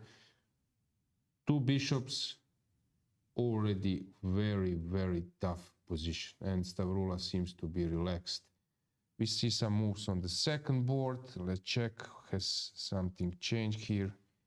Bishop c1 played, we don't see it yet. Let's move on, let's see how Dinara Wagner is doing against Olga Zimina. We have the pawns already rolled. Yeah, now it seems to be like a model advantage of white. The pawns that you didn't want to roll in the beginning, yeah? Yeah, because on the other wing, black didn't do anything, so now it's just model advantage. Salom Melia here, that was very complicated. But Lela seems to be quite confident. She wants to deliver a checkmate. Now you need to stop it somehow, either with queen a3 to come to c1 or bishop e3, bishop c1. Maybe now you have knight b5 as well. Okay, that might be a move, but queen b4, just postponing the decision. things. Yeah. Okay. Looked Very good, interesting queen at the beginning. c5, very good move. Yeah. Okay. Let's move on. Balayaeva. Yeah, Toncheva seems to be doing quite well. Actually, she's maybe even slightly better already. Lilith, that was super slow. I like this h4, h5. This is still Fischer random chess, yeah? Yeah. Now knight switched with the bishop. Bishop from f3 came to d1. Now that we've mentioned Fischer random chess, I think that for the first time we will have a European Championship in Fischer random in Skopje in December at the European Championship. And guys, let me stand up because we have a very special guest in the studio. We have the champion. Yeah, congratulations. Hi, congratulations. Thank you, Dragana.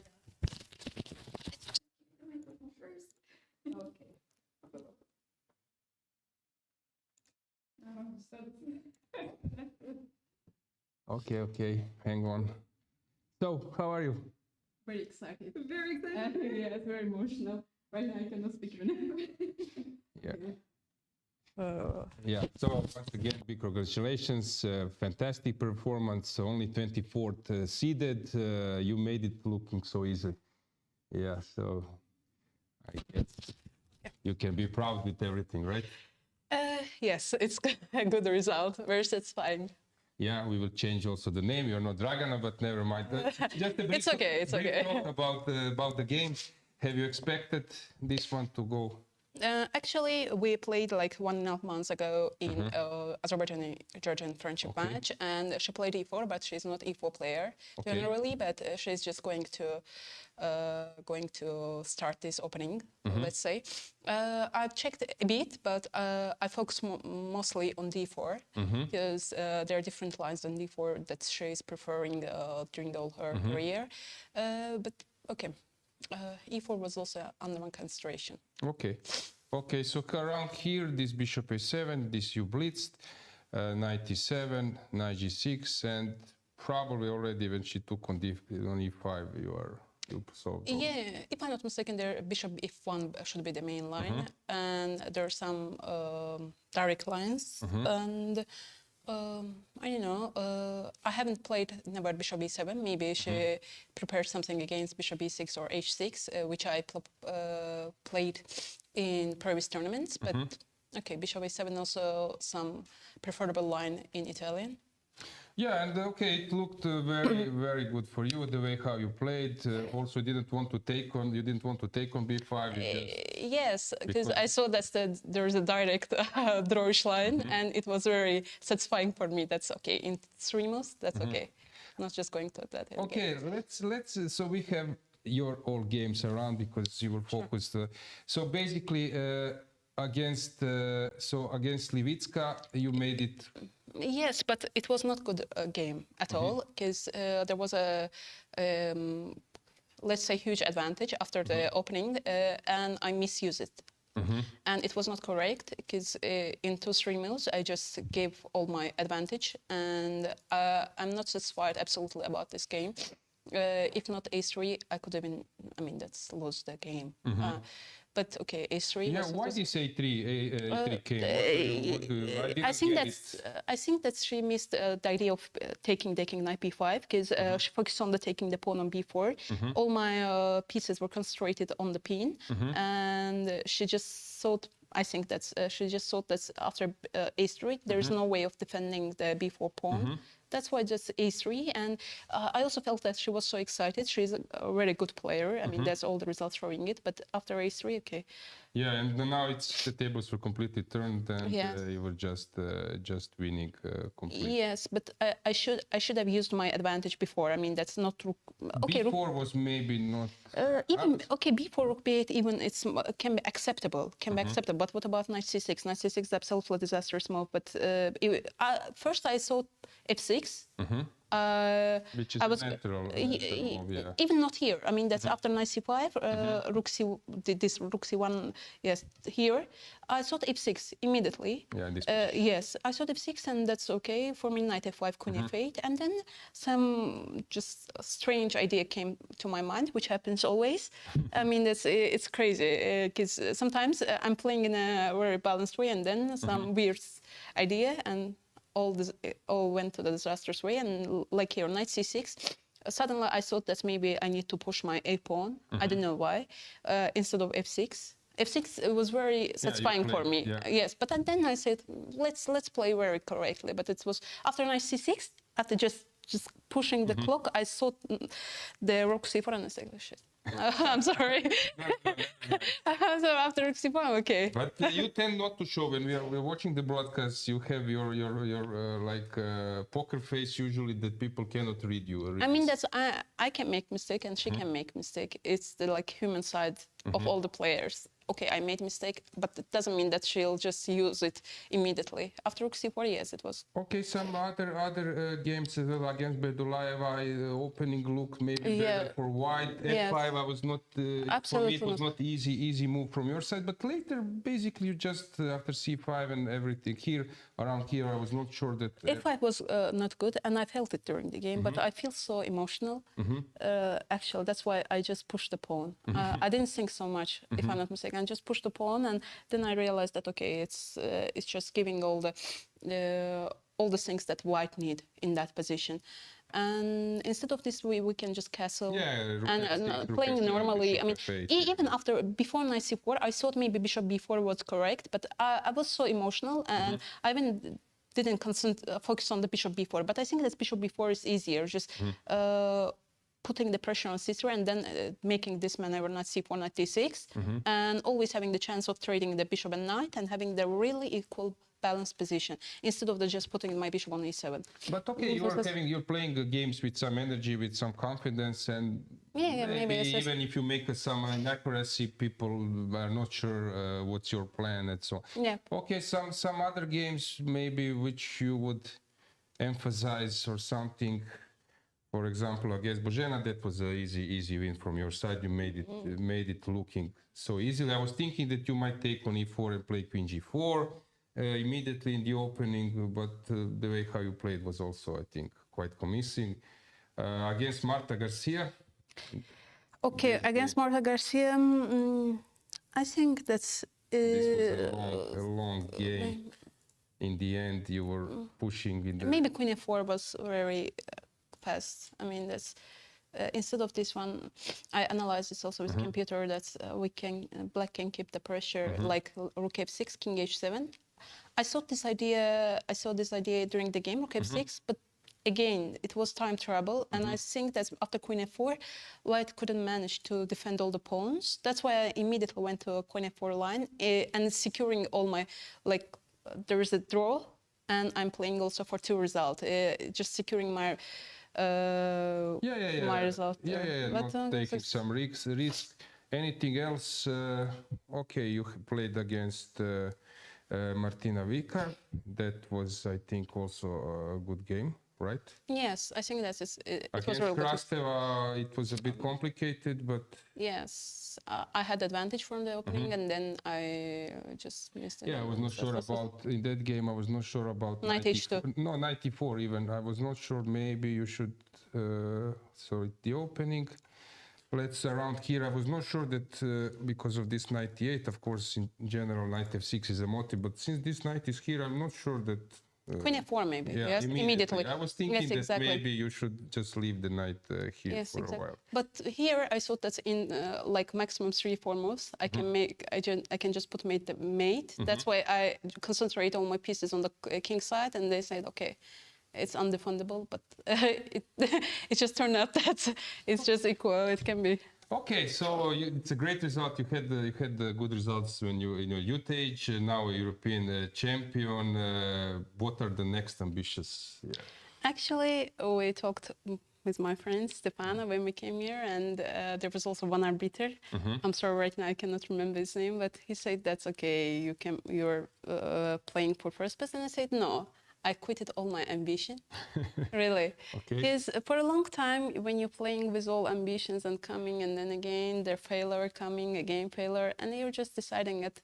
And also, we talked about it with our trainers, that's not to focus on the result, but focus on the process in order to improve ourselves. I mean, I quit all my ambition, and it turned out to be at the best tournament. Get the result. Yeah, yes. I understand. You mentioned coaches. Can you reveal some names, maybe, or who is helping you? The main right now, our team trainer Evgen Tomashevsky, and we also have some supportive trainers, our coaches. Okay. Yeah, great. Probably. And I'm so grateful to all the support from my family, my coaches, and our federation, especially the head of the federation, Mr. Gunay Mammadzada. Okay, greetings to him, yes. FIDE Council member, Vice President. Yeah, great event. You are professional, you're playing only chess, or you're focused on different things as well? Like, okay, 2 years ago, I finished my master degree and I returned to my country, and then I started, first time in my life, just focus on my chess, and right now, yes. Okay. Trying to be professional. Okay.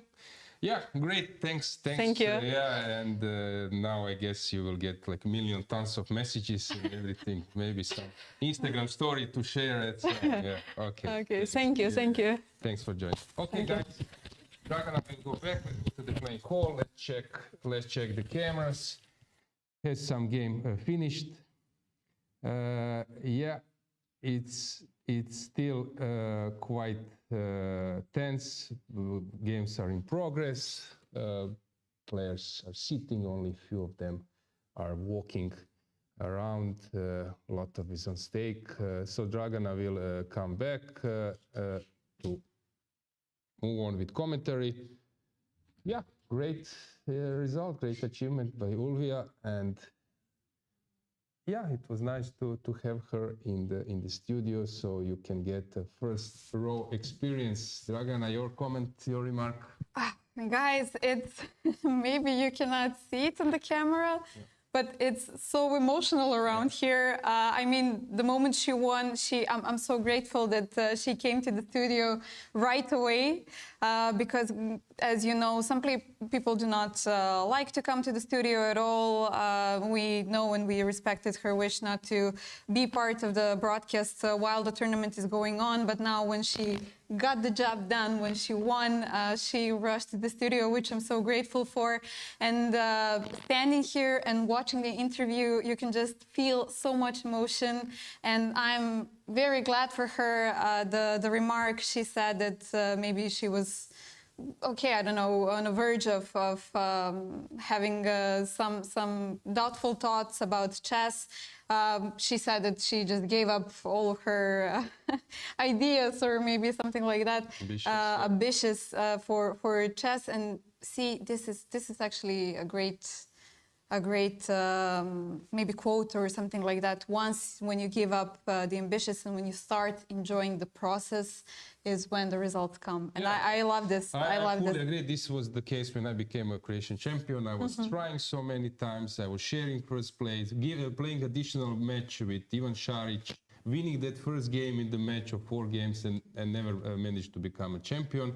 Like many times, and then when I already gave up a bit, then I won it. Yeah, great feeling. She mentioned emotions a few times, so yeah, this is quite. Yeah, of course, this is a very emotional moment. Imagine even making those last moves and seeing that this will probably end in a draw. Okay, you're playing, you know what you're playing for, you know the results that you need to make, the standings on the table, and so on. But once those final moves come on the board, you just get overwhelmed with so many emotions, maybe even shock in the beginning, because maybe you're not aware in the second how much you have achieved. And I believe that maybe this shock will actually be present for the next few days, and maybe even once she gets home and sits in some quiet room and starts relaxing, only then will she realize what a big result this is. You sound equally emotional. No, I just feel the emotion from the studio. Yeah. Standing here, watching the interview and taking a photo. Yes, I had to. The winner. Of yes, course, I had to. Dragana, you got the interview, so at least I get the photo, yes, right? Exactly.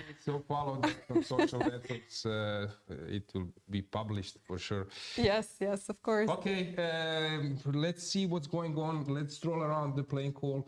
So as I mentioned, so let's go with the camera full screen to the second board. Ah, look at this. 100% accuracy. I'm not sure if I've seen this. You are speaking about the bishop h6 move, yeah. Yeah, but we will check it later. So here we have on the second board Buksa against Mammadzada. The game is tense. Let's switch to the next one.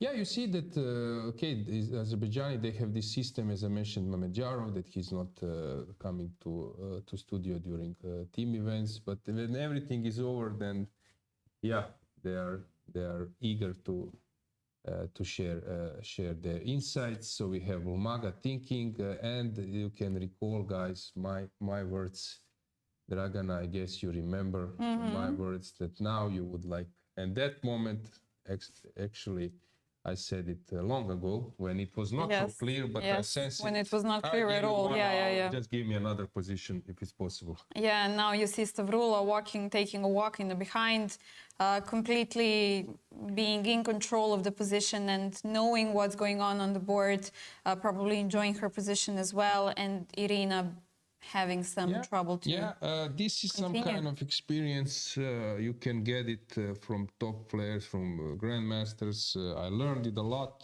So, yeah, for me, it's not so hard to read those signals, but I know that it's tough when you play. Let's switch the camera. Let's move on.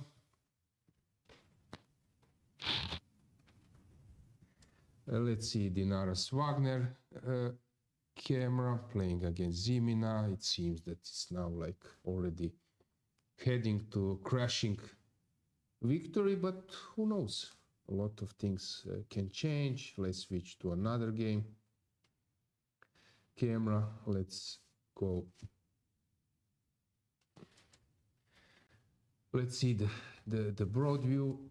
I think we have it, and then we can get the moves back.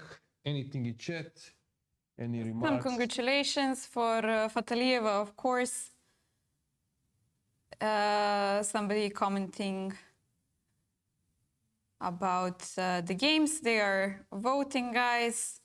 There was a remark that maybe somebody should have included round 10, but unfortunately, guys, this is not possible due to the closing ceremony, because the closing ceremony is tonight. So it would be hard to give away that prizes. So in order to have the prizes on time, we need to have only first 9 rounds. Yeah, okay, let's get board back.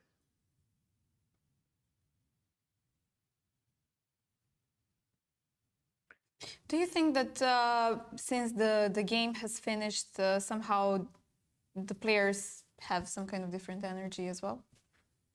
Yeah, basically, if I recall those tough games when you were playing for something big in European Championships and I don't know, in some other tournaments, the worst part is this pre-game part. To prepare, to feel this tension and that so on. But when it starts, you are happy that you are in that position, not in the previous one. Okay, and then the game goes, then you're also happy that you're in middle game, not in the opening, tough opening choices phase. Here you just fight it already in already defined position.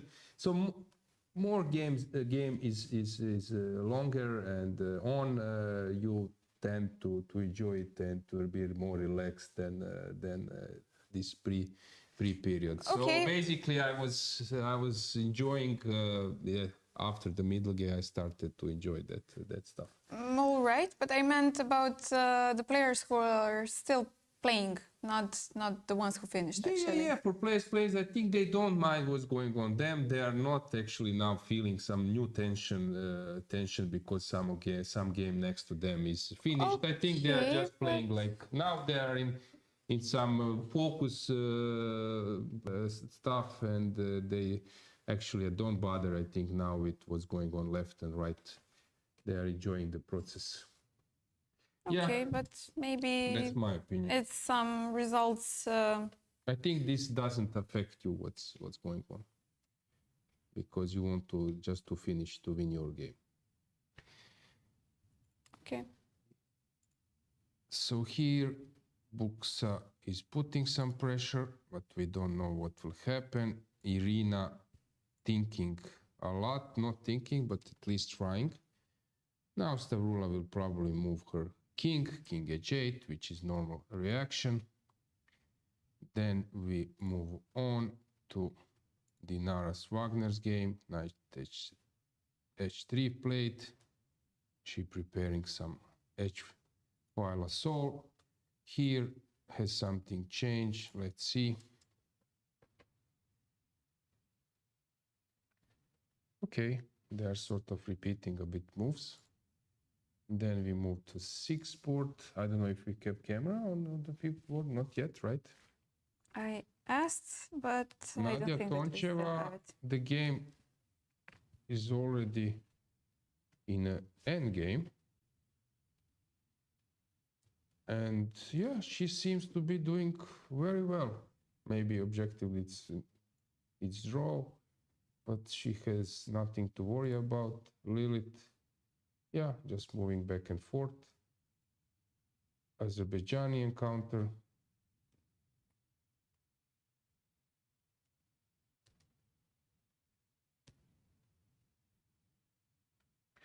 Very complicated. Yuliia Osmak. Hang on. Okay. Dragana just has made a huge blunder. So queen d8 blundering a pawn. Okay, maybe it's not a blunder. Let's calculate. So if you take, I take on h3. Okay, it's not a blunder precisely, because you can keep the equal material, but then the pawns are too strong. Then we move on. We have this game, which, as you said, is masterpiece. Bishop h6 played, took on d6, rook g8. Oh, that's a tough choice. She didn't want, of course, to make a castle, because then loses immediately. Queen f6, knight d4, and that's basically it. If you take on c4, there is a nice combination. Rook takes and knight e6. Knight e6, yeah. And take on d8, and that's a checkmate. Yeah, maybe this game would also be cool to have camera. Is there any chance that we I will cover ask. those two boards somehow? Although the resignation might happen there, which means that it's not so important. We can have We the actually camera have on a the camera fifth. on the 5th. Yeah, but we don't have on this precise board. Should I ask? Which is, I don't know, might be interesting, but it's probably to finish in 1-2 moves. So yeah, maybe we can switch and then go back to 5th. So let's go to 10. 10th camera, and then we can switch to 5 when it finishes. Okay, let's go back with the boards. Here white is better. Here it's a mess. Yeah, many complicated positions. Okay, the word is sent out. We'll see.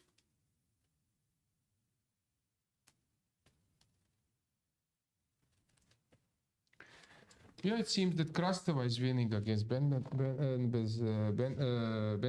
This means that, yeah, Natasha is having a tough tournament in the end.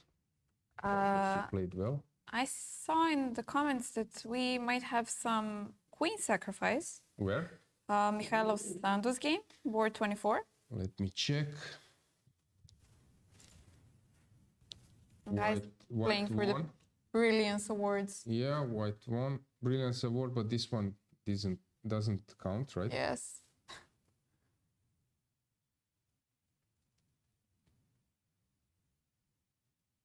Or maybe it was a transmission error, I don't know. Yeah, okay, it's a sack, but collecting a lot of material. Hang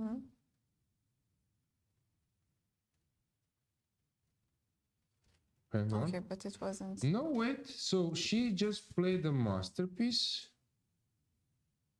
And now instead of knight f7, probably taking on b7 and, I don't know, some check or whatever, she will win this one. So Michaela went for calculation once again, and here rook d1 was a point, and you win by rook d8. But suddenly she blundered knight h3. Okay, that's a tough. And Knight queen g5, king h3. h1, bishop c6.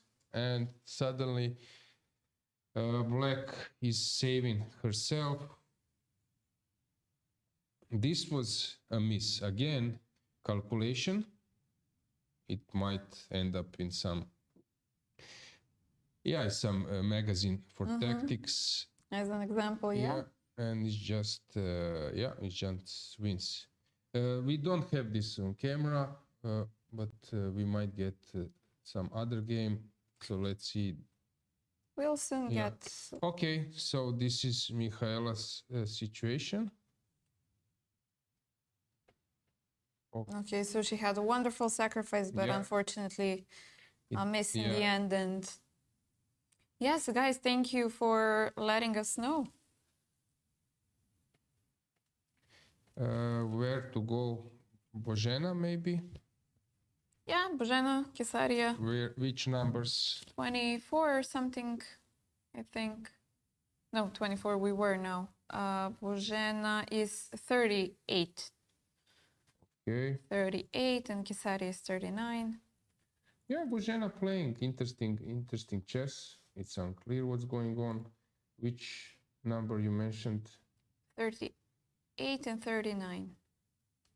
Okay, 39. Here it's a mess.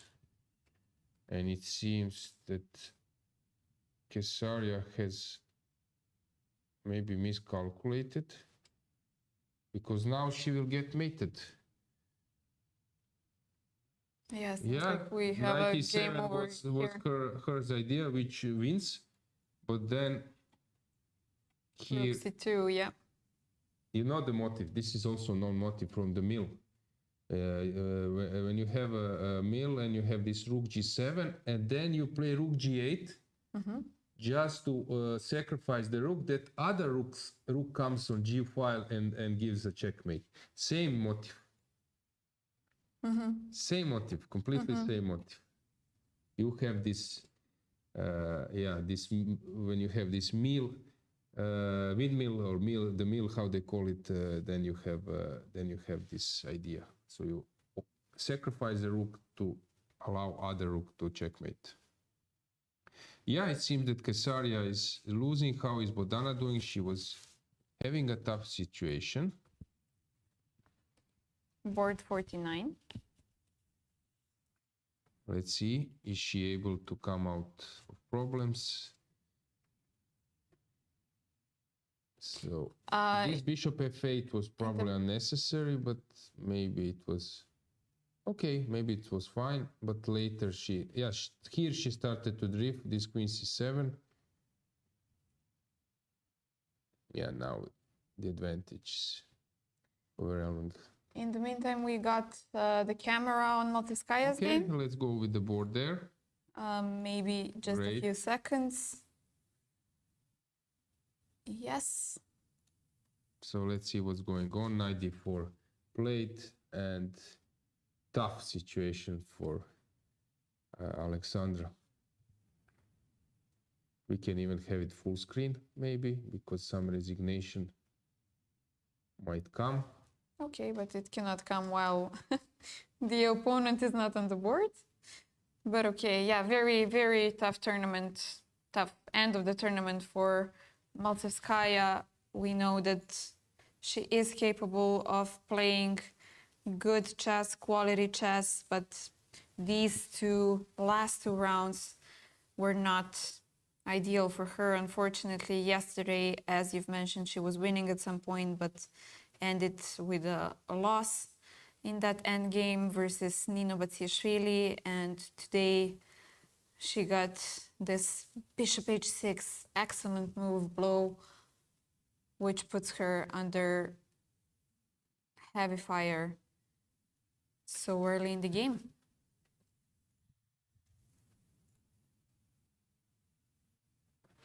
Yeah, tough situation.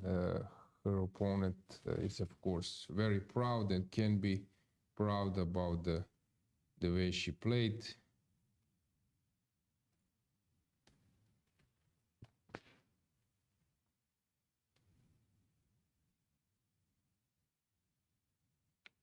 What do you expect to happen here?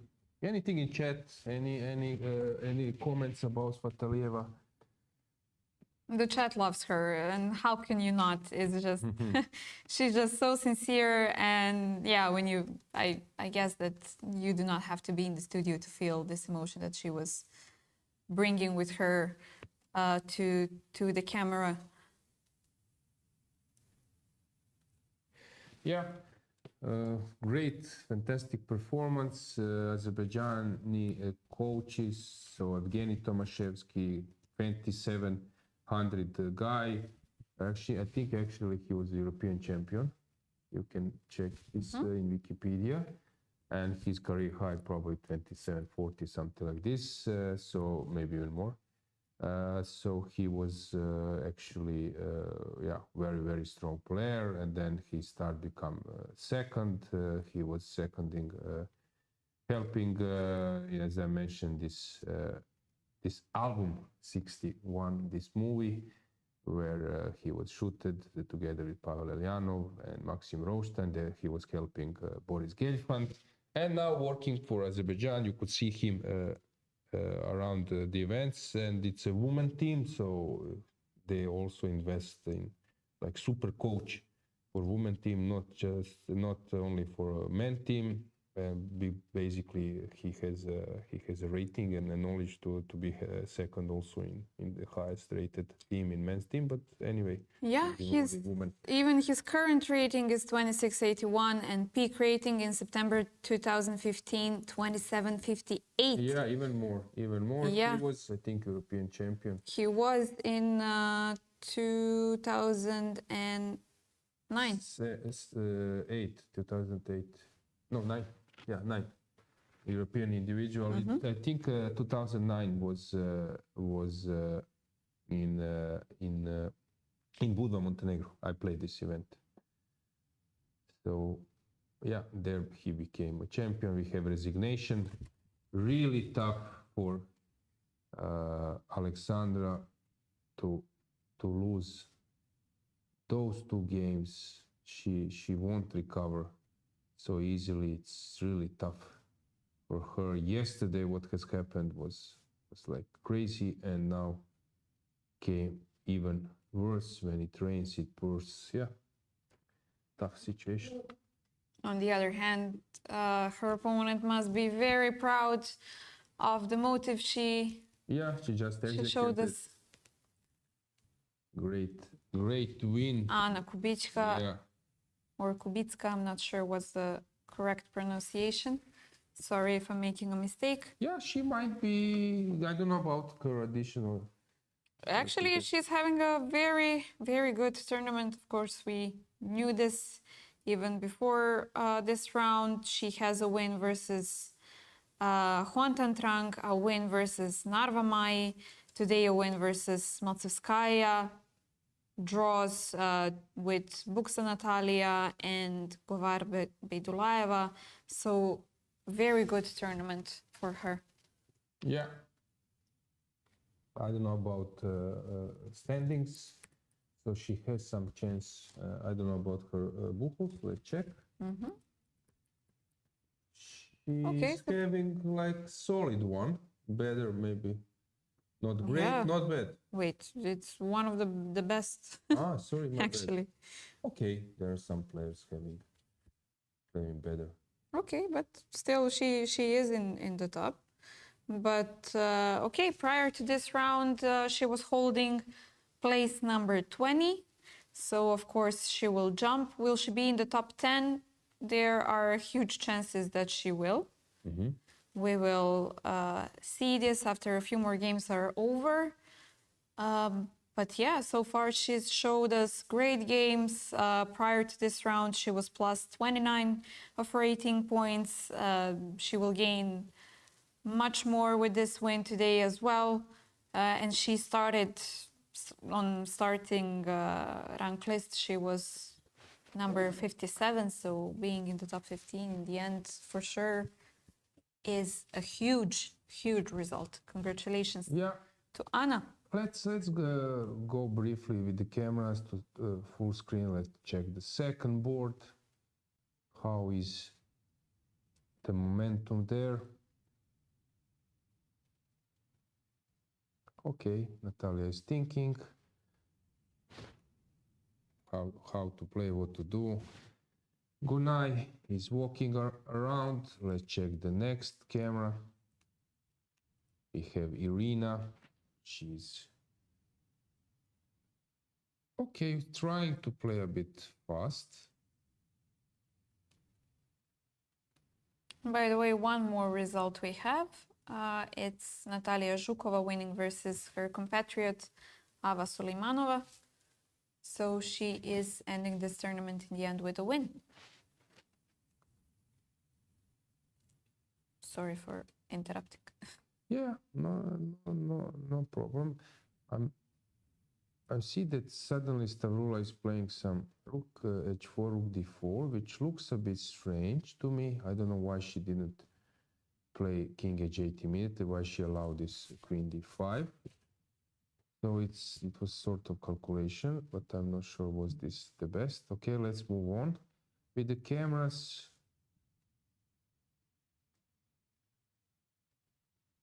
Yeah, here Dinara is putting pressure. Olga is thinking. So. And we've noticed a lot of times throughout this tournament that she looks nervous with this moving your leg thing. Mm-hmm. But Yeah, it doesn't always have to mean that you're nervous. Sometimes it helps you concentrate. I don't know. It might not be very logical, but sometimes it just gives you some kind of booster, I guess.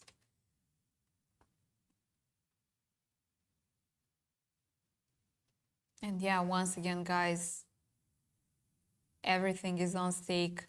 You are playing for the qualifiers, qualifying places. The first 10 will qualify to the World Cup. So quite huge stakes in the end.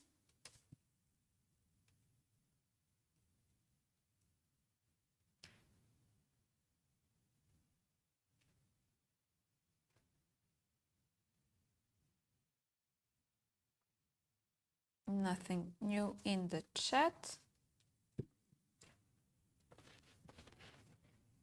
Yeah, let's check the boards. Let's see what do we have there. So we have first board, second board. Yeah, so we were around here. Let's check how it went. Queen c2, a3, with the idea maybe to push d5, if it's correct.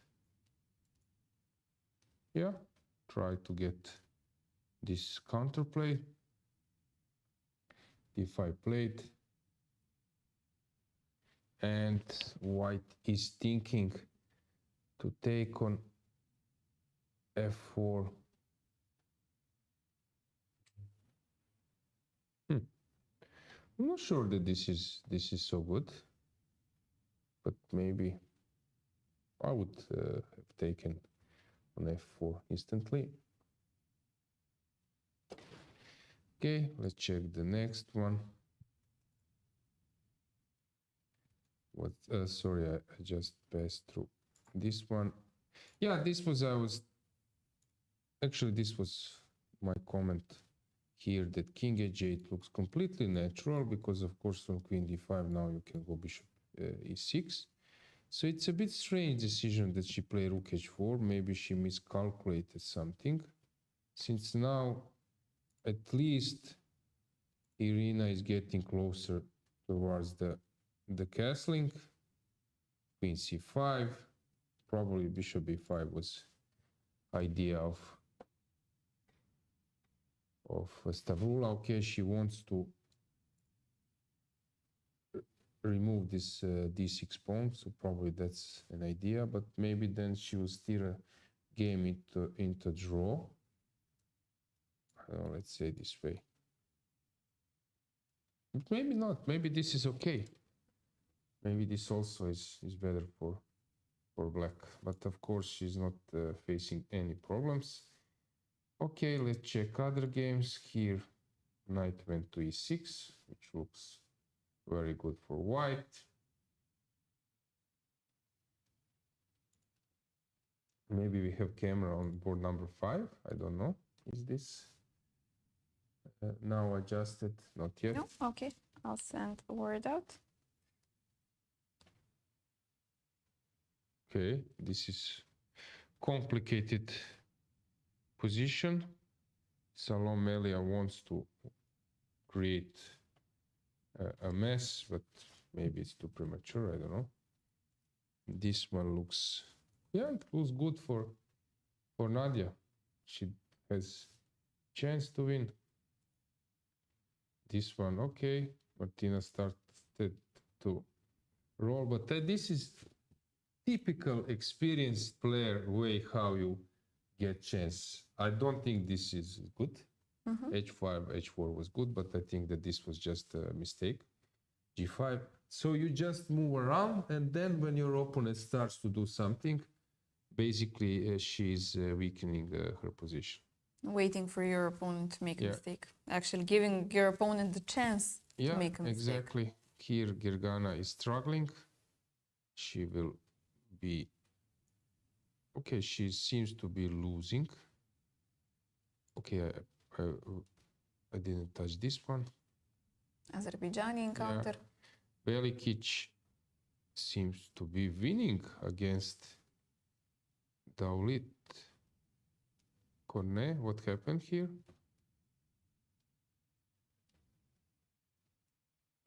She just forgot that she will drop the exchange.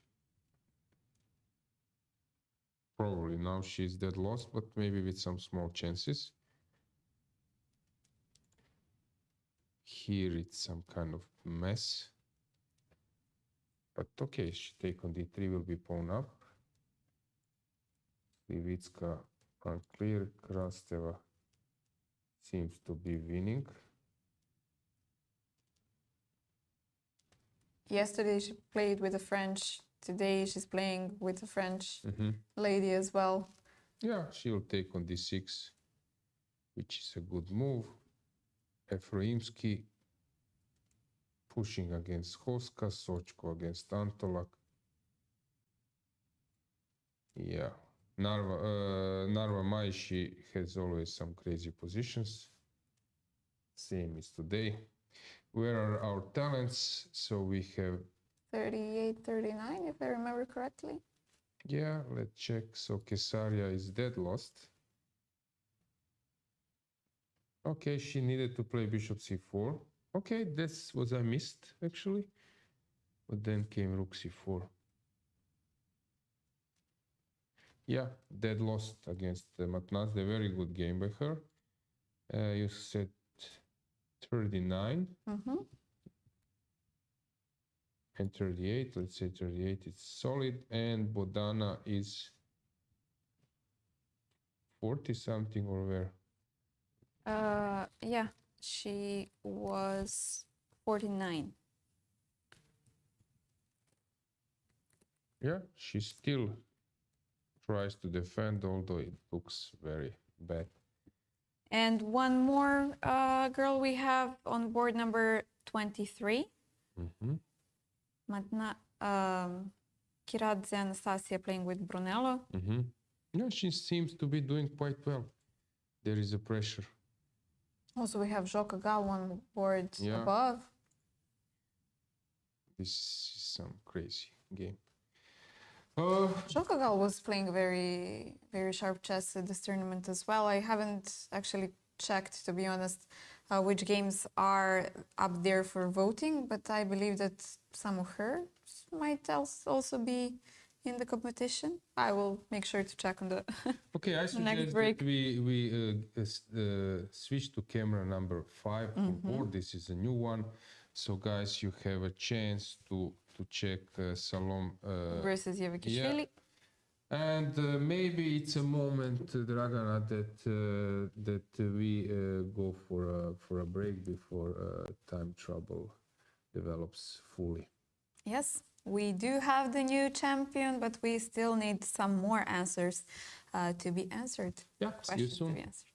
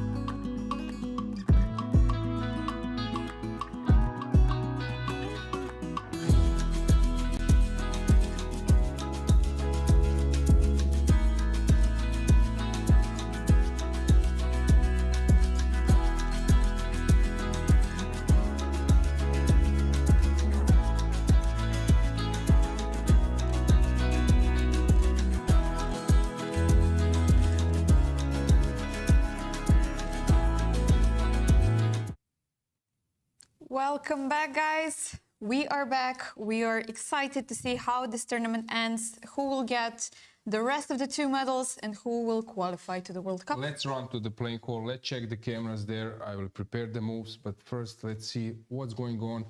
We can see the main board finished, as you already know. Yeah, it was really great to have Yuliia skier. Yeah, fantastic achievement. Other players are fighting hard. Let's check other cameras one by one. We still have a competition for the 2nd and 3rd place. Nothing is known yet. So as you can see, we have Buksa versus Mammadzada on the 2nd board. Then on the 3rd board, we have Bulmaga Irina versus Tsolakidou Stavroula.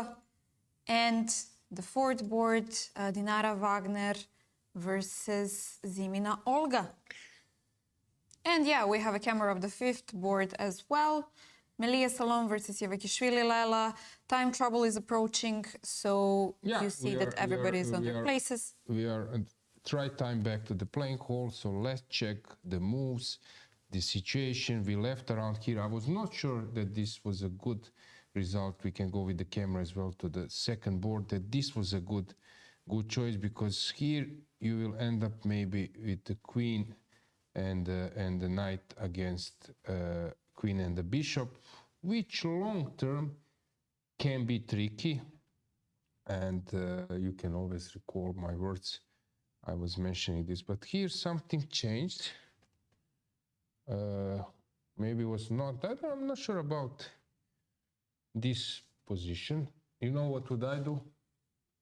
I don't. In this position, come back with the knight to f3, and then slowly try to exchange pair of rooks and so on. But Okay, I but would this like to means keep my knight on the light squares, not to be exchanged, and then long term I will see what will I do, unless there is some g5, g4, which I'm not sure that it's easy to play. Let's say that we have this.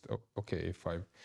I can also take maybe, so I don't know. Let's say that you play something like some move, I come back to f3, yeah.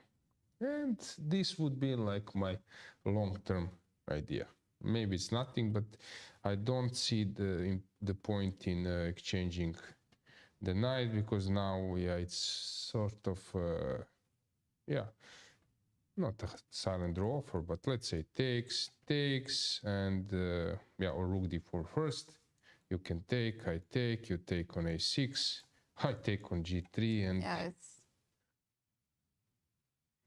it's take just, on b2 and yeah, okay, queen a6 I cannot even play, so okay, I can start maybe with, okay, it's not actually I thought that it's a dead draw, but maybe it's not. Black, okay, I take, you take, I take, you take, I take, you take on b2, right? Okay, still you need to work here a bit. or maybe even take on b2 first. Why? You cannot take on f4, so because of queen Yeah. c1 check, Oh, yeah, okay. maybe Okay, slightly okay. bigger chances of So playing. let's see what can white do instead. Okay, I can take on f4 first. You take, I take, you take, and then I take on a6, but then queen c1 again, so nothing is happening. Let's say that I've placed something like rook e7. Okay. No, I think that white misplayed it. Now it's not a dead draw yet, so we are in here position. In this position should be equal. It's not equal, but close to a draw somehow. But she needs to find some precise.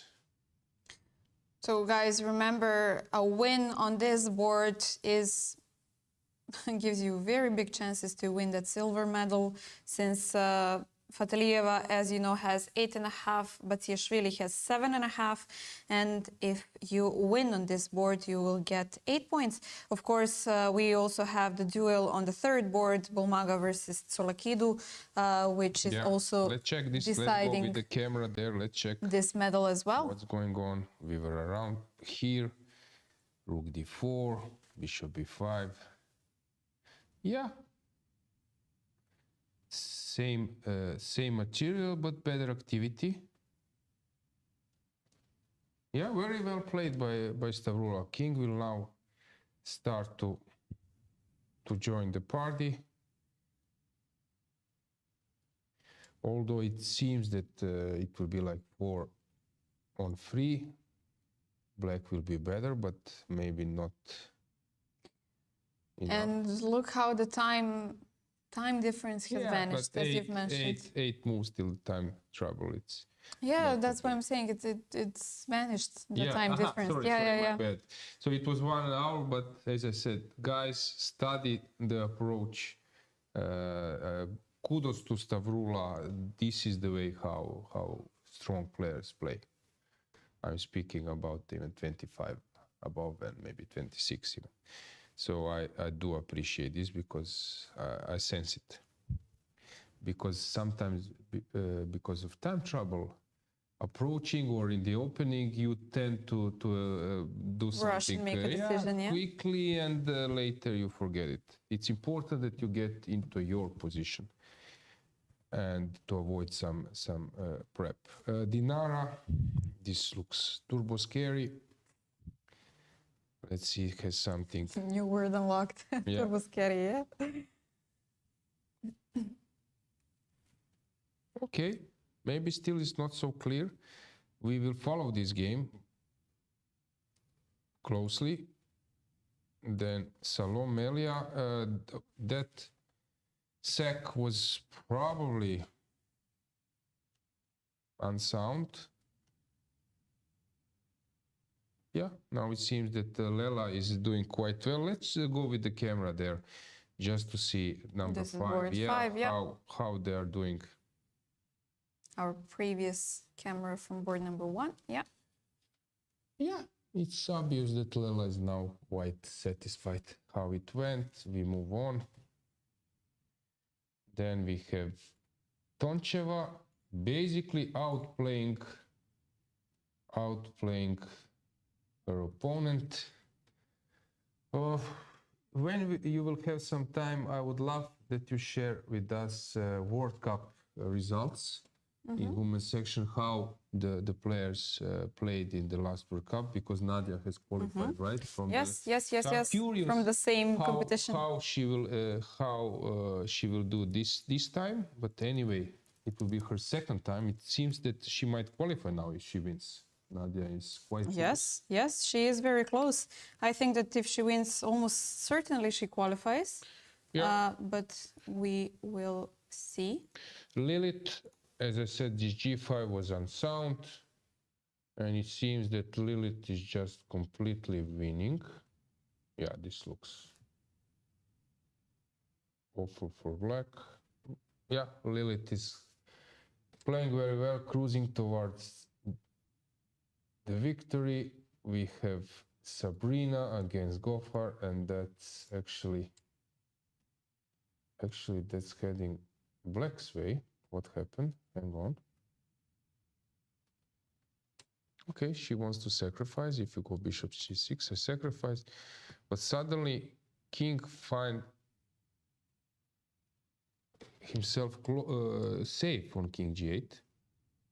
Okay, very well played by Beydulayeva. Ooh. Very well played. This bishop is a monster. So from this point, let's say around here. Yeah, here. King h8, rook came to 8. She calculated everything, so white was trying to throw everything on attack, but it seems that she's just... Yeah, black is just winning. Very well played by Beydulayeva, and which takes us to the next board, where we have Osmak against Pecha. That was just last completely winning, and it's even worse now. It looks really horrible. And next board, we have Yuliia, we have Kubitska is already finished. Adela Veliki seems to be winning completely, although some tricks are around. Claudia Coulon Okay, that was cool. This b5, and then if you take, I guess a5 is a trick. And your king might be active, and you have a passer. I guess maybe I'm, yeah, overestimating, but it looks that it's just winning for white. Seems that Claudia Coulon is winning that one. Slivichka, ooh, this looks tough for black. Krasteva is just winning the game. It's sort of over. Black will resign. Yeah, you cannot take. If you take on g3, there is rook g3, so basically one for it's a winning for Krasteva. Efroimski, complicated. This crazy.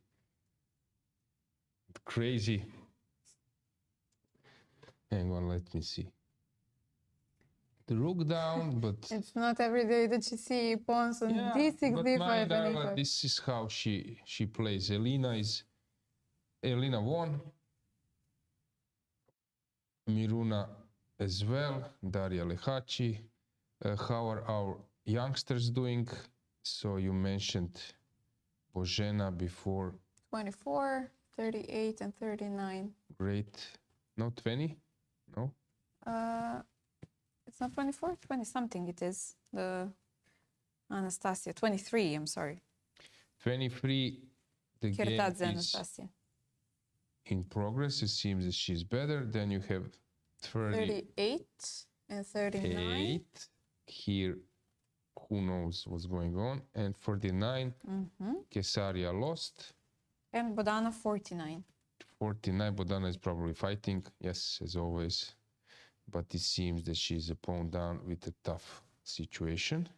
But even so, she scored a norm, 9 years old, playing such a good tournament. Kudos, congratulations. Her result is really admirable. Yeah. Okay, let's go back to the first board, to the second board. By the way, I got the information. Nadia Toncheva did play last year the World Cup. She was eliminated in the first round from Diamante Daulit Cornet, 1.5-1/2. Okay, how She lost the match. Diamant did later? Then she lost to Muzichuk, Anna Muzichuk. Second round. Do we have some players around here, European? Can you recognize maybe some names from very beginning, how the Europeans did? You have, I think... Okay, you can do it like that as well, or... Yeah, you can check here. Fatalieva last year played as well. She won the first round. She won the second round as well against Socko. And then she got eliminated by Juvenjun. Juvenjun, okay. Yeah. Okay, Pats is not playing. Kanin Balalaeva played last year as well, got eliminated in the first round. Natalia Buksa played last year as well, got eliminated in the first round. Toncheva Salomelia, she won the first round and then was eliminated by Ushenina. Okay. Ushenina as well. We have at this tournament. Lost against Muzichuk next round. Later on, Pauline Guichard as well was playing, reached second round and was eliminated by Vaishali, our new young star. Vicky Radeva as well played last year, lost to Rakhmangulova. Rakhmangulova also playing this tournament and losing in the second round to Maria Muzichuk. Then whom else do we have? Why Teodora Ignac is not here? Do you have this info? I don't know. I forgot to ask. She's very strong. Yes, I think she's playing some tournament in Paris right now. Yeah, because she lost but I'm not sure. She lost in probably third the fourth round against Shuvalova, basically. Fourth, before, yes. She eliminated Kostyniuk. Yeah. Okay, someone else? Sophie Millet, who was eliminated by Teodora Ignac. Then Marina Gaichin played as well and was eliminated by Govhar Beidulaeva. Beidulaeva as well playing at this tournament and was eliminated by Polina Shuvalova in the second round. Then whom else do we have? Mammadzada. Mammadzada, who won the first, actually was in the first round, and in the second was eliminated by Alina Bivol. Salimova, we know, is not playing. Hjolbasa played the tournament as well, eliminated in the second round from the candidate Nurgul Salimova. And then whom else do we have? Garifulina, I remember last year was the European, of course, this year no more. Khotenashvili. Khotenashvili. She went really far away. She in the what is this? This Fourth. is the last 16. You can check how far Khotenashvili went. Yes. She won against Koneru, which is a huge thing. Yes. Won in the previous round against Maria Rabidze, who was the current champion till an hour or so ago. We also have Marina Brunello, who lost the first round from Priyanka from India. Then whom else? Maria Rabidze, of course, as we've mentioned. Stavroula played. She won the first round, and in the second round was eliminated by Yuliia Osmak. Yuliia Osmak is here as well, as you know, the top seed from the beginning. She was eliminated in the third round from Jiner. Okay. No, Bulmaga. She played as well, got eliminated by Narva Mai. Narva Mai got eliminated in the next round from Tanjongji. And whom else do we have? Claudio Colon, passing the first round, passing the second round, actually winning versus Nana Dzagnidze, and then losing to Elin Roibers, who proceeded in the next round and lost to Harika Dronovali. Maltsevskaya played as well, was eliminated in the first round, or maybe did not play at all, but was paired. Okay, I don't know about this one. Lela as well played. She got to the third round, where she lost to Harika. Rudzinska played as well. She won the first round, also got eliminated by Harika Dronovali in the second. Nino Batsiashvili played as well, winning versus Gunay Mammadzada in the second and eliminated in the third. And then we have like quarterfinals where Bella Khotenashvili, right? Okay. No, I'm sorry. Nino was not eliminated in the third. She was eliminated in the fourth round from Goryachkina herself. Okay. And whom else? So Bella Khotenashvili, she lost against Tanjongji. It was quarterfinal. Okay, let's go back to the boards. Let's go with the camera to the Dinara Wagner against Olga Zimina, because it seems that this is the critical now in terms of time travel. Let's switch to the camera number 4. Table number 4. Maybe you can see how tricky it is. Queen E1, another roller coaster game. Who is better here? Who knows? So many emotional games today. We can have a full. We will have a full screen also later, but at the moment, let's stay with it.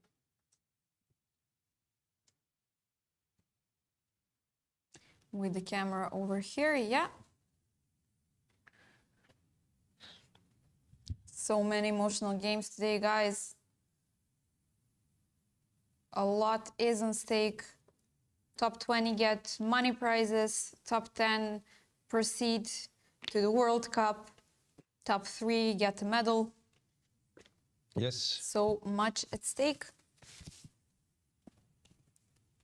This is Veloslava Krasteva, if not mistaken, behind. So it seems that she has finished her game. And yeah, she won. Congratulations. Okay, so how many points does she have after this win? She will have, she's on 7 out of 10. Okay. A possible top 10. Yeah. So she will for sure eagerly wait for the end of the round.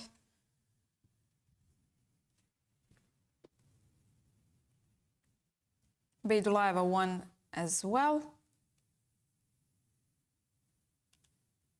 on board number 8. Scoring final 7 out of 10 as well.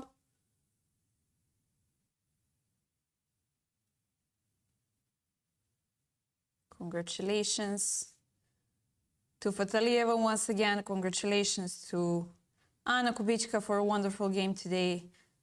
To Beidulaeva, who has just won. To Beloslava, who has just won. They're all fighting for the top 10 spots. This is a very complicated position, and actually Dinara is doing very well now. Few moves ago, let's go with the board back. So a few moves ago, it was not so clear. So we were around here, and strange decision that she didn't take on f4 and put her bishop on e5. That was missed, and now at some stage f5 will come, and then it will be much tougher with this bishop on e7 instead of e5. So maybe this was, yeah, a moment of hesitation, which backfired. Now it's very tough for Olga. Okay, still it's complicated. Yes, but we are in time trouble. Yeah, 7 more moves. Yeah, not 8 for black. so little, yeah. Anything in chat? Any remarks? Yeah, let's check where we're left.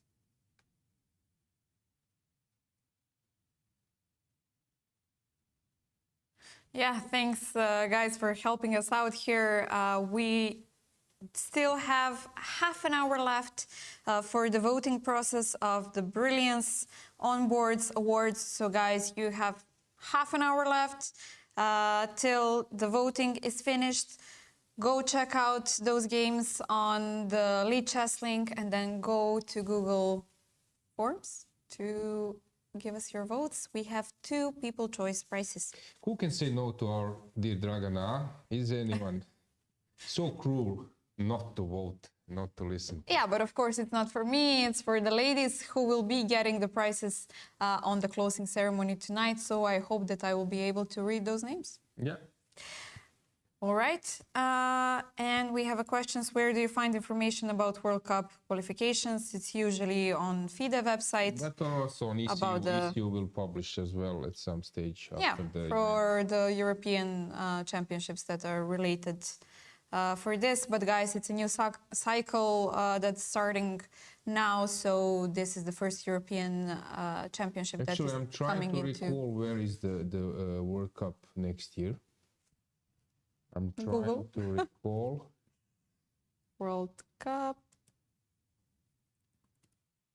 And somebody will answer in the chat before I manage to get it. Yeah, I'm trying to recall.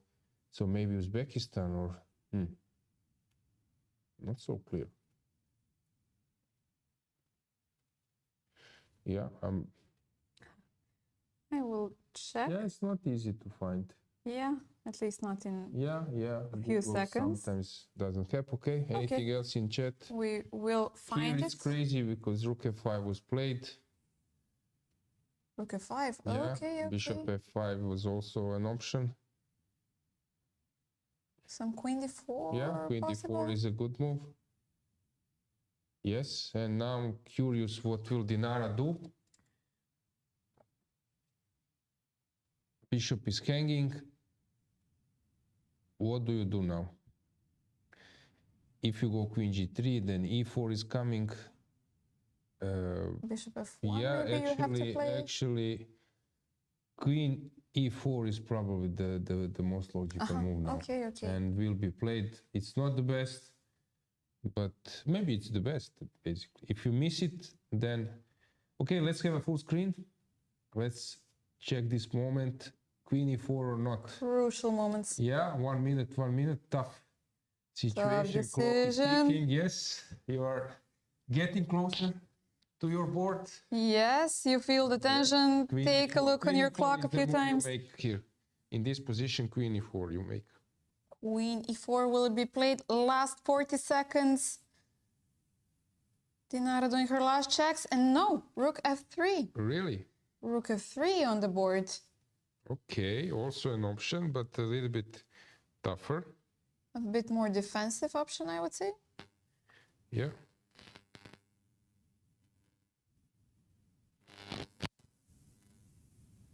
The bishop on g5 is hanging, but of course you do not want to take it.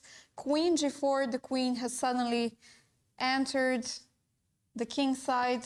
The king on h1 is vulnerable. Tough situation. Another tough decision, and you will have like 3-4 more.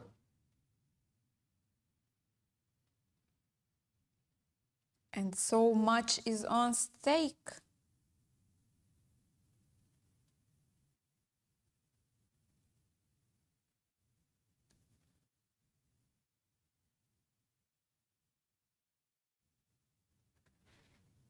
Yeah, clock is ticking, last seconds. I think it's 16, 15, 40, 14. Okay, queen e2 played. Not an easy move. Now Zimina will take her chance. Rook 8 to c4 will be played. Now tricks will start. This is the move you spot. She immediately sees. Rook will come to c4. This is the move. Here, actually, white has made a threat. This is also tricky. You need to. So maybe queen h4 first to get your queen out queen of is the good here. x-ray. This is the move. Rook to c4. Rooks to c4. So rook f8 is a threat. If you don't get it. We have a finished game in the back. Let me see who finished. Nadia Toncheva has won. Congratulations to Nadia. Amazing performance at this tournament. Yeah. Queen h4. Queen h4, okay. yeah. Simple solutions in the No Frank time Sinatra. trouble. No Frank Sinatra. My way. My way, yeah. Not a great solution, I would say, because you need to be tricky. Your opponent is very long time. Queen h4 is not the move in which you can create. But why? If you play rook c4 now and suddenly I want to play rook g4 as well. No, but rook is not hanging. This is the point. Rook. Okay. Yeah. Okay, I'm not showing, but rook c4 was possible because rook was hanging on f3. Now you lost this option. And actually, I'm not sure what will she play now, because probably she will make checks, which is bad, since your opponent will get out of time trouble. This is the worst scenario. Since king h2 will be played, and Dinara will be right on time that after the time king f1. Okay, now rook c4 might be again even stronger. I'm not sure about king f1.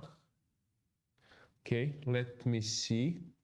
So rook to c4 or not.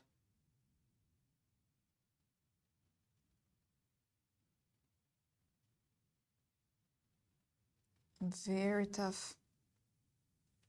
Or bishop g5. What will she play? Rook c1. And you cannot play rook f8. Okay, that's a good trick. Okay, that's a good move. That's a very good move. Bishop h7. Bishop h7 now is the only move. Bishop takes h7. If you take rook f7, Dinara will spot it. She's good in tactics. So bishop takes pawn and discover check with the. She will take on h7. She will take on h7. This is the last move. 42nd, 46, right? She's checking the score sheet, calculating. Is this going to be the winning for? Why isn't it winning? It's a complete mess. King h8, she doesn't take. Okay. But this is complete mess, and she will take bishop h7. She will take. Bishop h7. Bishop h7 on the board. Okay. Now Olga needs to. Okay, she immediately spotted that she needs to play king h8. And this is and move now 40, it's a complete mess again. But it's move 40. Yeah, and they will start to think more. Do we have any time trouble anywhere? Yeah, let's check. Okay, Salom Elia, here, which move is that? 40, so black is only thinking, but it seems that this is just sort of over. Anywhere else? In the meantime, Yuliia Osmak has won. Yeah. Versus Dragana. I think that's it. No time trouble left. Oof, what a mess. Okay, let's make a stroll around the playing hall with cameras. So what do we have left? Second board, third, fourth. Okay, they Fifth, still play. seventh. Fifth, seventh, and there are a few more. Let's check the other cameras. Second board, we will check the positions later. Let's switch to the third one. Stavroula ready to squeeze. Fourth one. Yeah, and the fifth one. Yeah, huge tension, big tension around. I think we might see a draw on the second board. Maybe let's go back with the camera over there. Okay, let's have a board as well. Because they have or have not repeated, but they might repeat.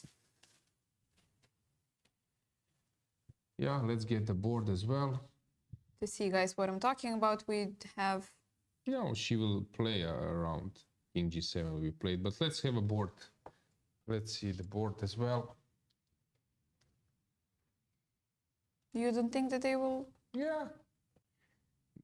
They maybe won't. try to sell some cheap tricks? Which one? No, I don't know. Sorry, I didn't get it. Let's move on with the second board. Okay, pawn up. But still king is weak. Okay, maybe you cannot... What happened here? You cannot break through.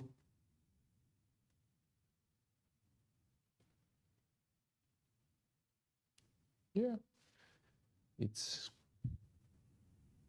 But Stavroula pushing, guys. She was surprised in the opening, burned so much time, and then came back to push in the end, and this is really amazing. Yeah, let's check this one. Okay, we are around. Who knows what will happen here? Now some bishop will be played. Complete mess. Then we switch to Melia against Javakhishvili. It seems that here, yeah, she sacrificed the piece a few moves ago, trying to play that the king was not castled, but maybe this was just blunder that king can run away. And now she was, yeah, just a piece down, and Lela is starting to exchange pieces. The rule is when you are pieces up, you exchange pieces. When you are pawns up, when you are down, then you try to exchange pawns. But here, white, of course, cannot exchange pawns, so basically it's just lost. So Lela will win that one, which takes us to the next. Okay, how Toncheva has won this game? So it was around here. Let's say this position. So she activated the king.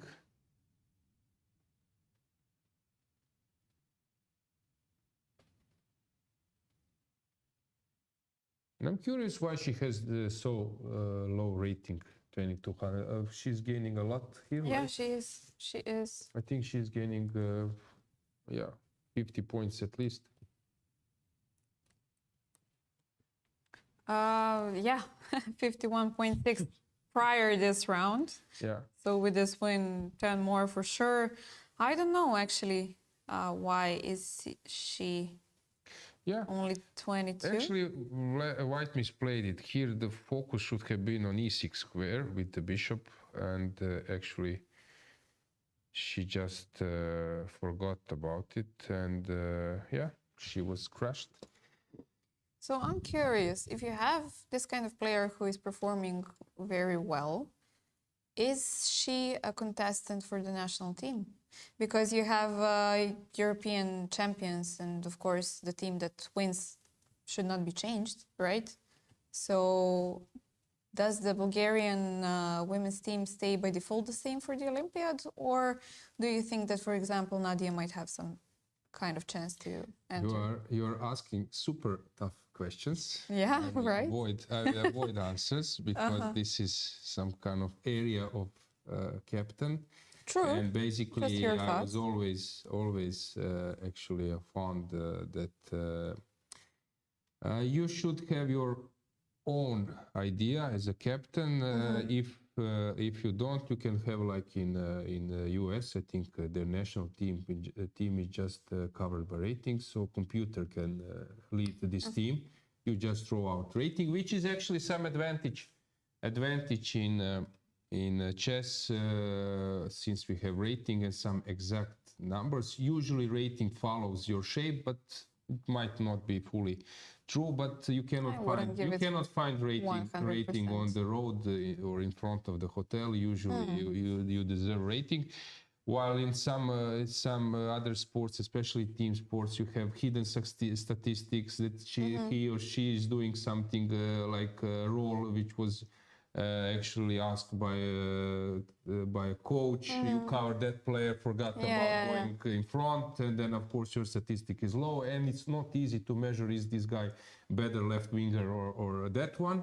In chess we do have rating which helps, but as I said, in this way, because now because of FIDE rules, which I don't like, they actually abandoned this possibility that you offer a draw, or you accepted the draw as a captain, so you just bring coffees and chocolates.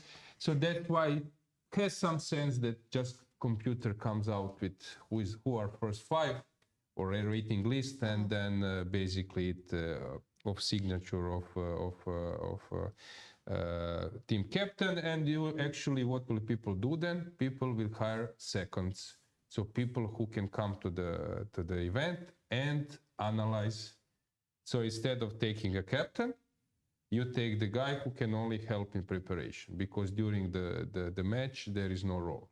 Before, you would have some people who would have some authority towards players and so on, and they could maybe insist or have some also strategy to assess the positions, who is better, who is not, where to maybe go for a draw, where to decline, and so on. So it was like a living situation. It was not just exact.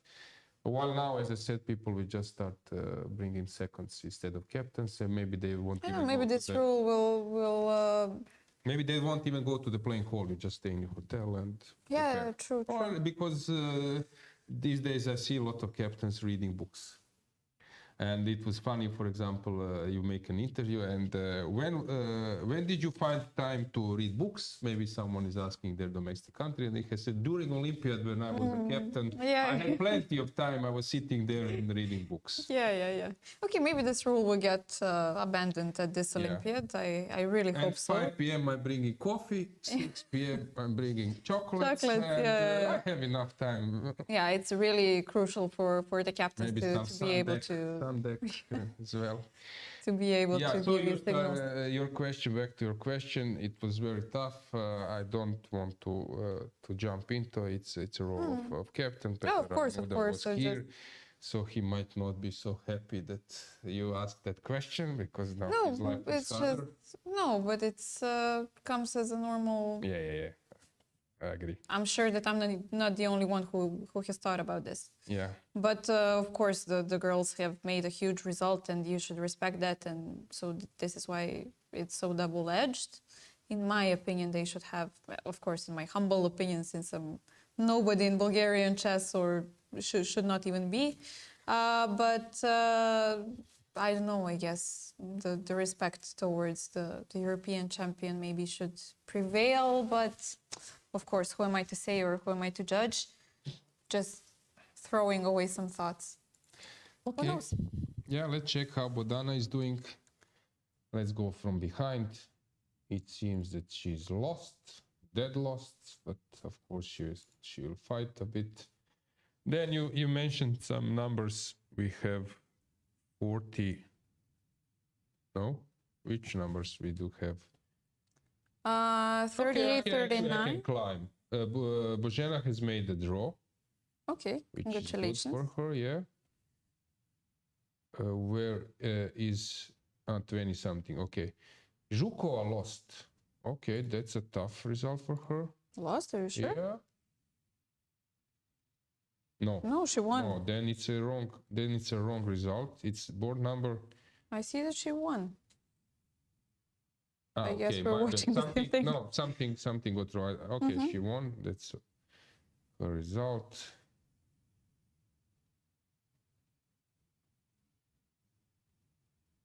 Pauline Guichard made the draw. Mammadzada won. Van Trang won. Kirtadze lost against Brunello. Okay, how this happened?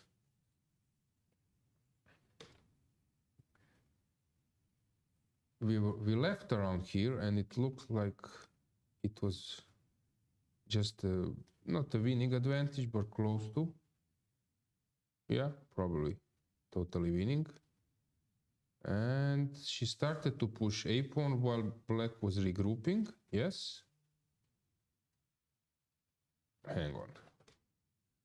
It looks completely won. He blundered a check. She blundered a checkmate. Really? Oh, very tough. She was thinking that queen e6 is the only move. But anyway, bishop e6. Why bishop e6? I don't know, queen somewhere. d5, let's say. Probably just with queen c3, just everything wins. Yeah, when you see the checkmate, then you have so many options to play, but... So Marina won in the end. Oh, that will be tough for Anastasia. As I said, usually this last round loss, it goes with you together at the airport, hotel room. Sleeps with you for a few weeks. No, But even so, few days. she's plus 104 prior to this round. Okay, she will lose some points after this game, but not much. But since there's maybe a some huge chances, difference. were there chances to get in top 20? I don't know, with a win, maybe? Maybe, but not like, no. Very not thin, like, yeah, very not thin like. chances. Anything in chat, guys? Do you asking some questions? Anything?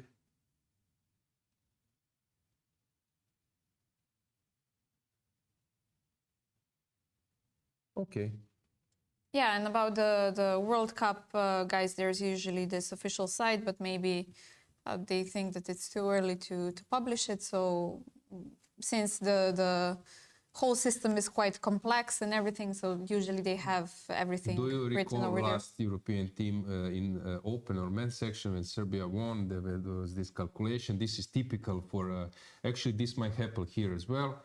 So you are fighting with some competitor, and then you realize that this guy has played against someone, and that guy is playing on the last board, and suddenly all the cameras are coming, and the guy doesn't understand what's going on, but everyone else do. Yeah. So the point is that his result will affect the final result, and this is great. The guy doesn't have any motivation. Any clue, yeah. Or the last board, just True. And suddenly people expect if he wins, then he's supporting one side. If he don't, if he don't, it's always funny when I'm checking this how sometimes focus goes to the last boards because of Buchholz and opponents in first round. So probably now we have this case that players who are competing are checking how they are. Okay, but probably the ones who finished, the ones who are still playing, I don't think that they're... Of course, but the ones who finished, they're now circling around. following. And now it's a good thing that you have all games live, because if you don't, then it would be tricky, and then people will start, how is he doing? How is he doing? Yeah. And actually now, we don't have this info, but maybe someone has, for example, that they tell us board number 56 decides about that. Okay, but you need to have all the other results over so that you can... But this is typical. People start calculating immediately. You have like all group, family, everyone who are just behind. All right. Believe me, now this is happening. But the main boards are not finished. I mean, you still have, you have a feeling, for example, that this will be a draw or not. And then you're checking what do you need. If this guy wins, that guy, now calculations are around. Okay. Once it was Mitropa Cup, I was playing, previous year we won, and then next year we were sharing first place with Hungary, I think, and we lost first place because of some super additional criterion which was needed to calculate Koya system or something. I think they calculated for 1 hour and then we lost for 1 point or something like this.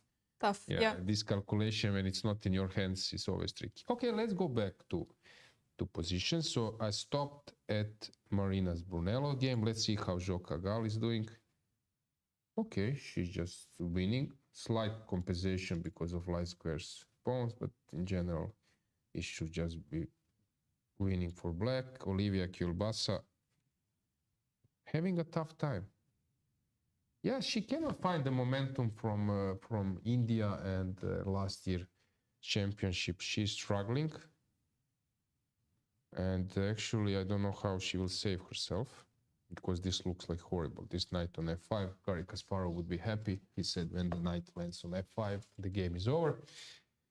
And yeah, exaggerating, but anyway, a nice point. This knight is really dominating and shows how it's important to have outposts, and knights, they need some. Okay, this one. Sophie, what are the results of Sophie Yuliia in the last few rounds? What happened to her tournament? Because she was very close. Yeah, let's see. Last round, yesterday she lost to Nadia Toncheva. The round before that, a draw with Beloslava. Okay, so it's a regular tournament, and but she did play very tough opponents. Just winning with black. Savina against Mai Narva. I think that we will see a draw soon on the second board. Sorry for interrupting. Why do you think so? They are giving. Let me see. Okay. So yeah, you will see right. many checks in this Queen's set game. Here, this looks just horrible. The pawn mass is even stronger, but doesn't feel that black can be worried. But whichever pawn you push, you lose one. Efroimski, what happened here? She was completely outplaying around here. No, let me check. Trying to recall, e3 was played when I was in playing hall during break. Yeah, this looks like complete domination. White is just winning. Bishop f6. Okay, the problem is when you take on f6, you're losing this e5 push possibility. So maybe that was mistake. Okay, she wanted to play for this beautiful knight on c5, but now she came back. You see how sometimes you make a wrong choice and suddenly your whole advantage is gone.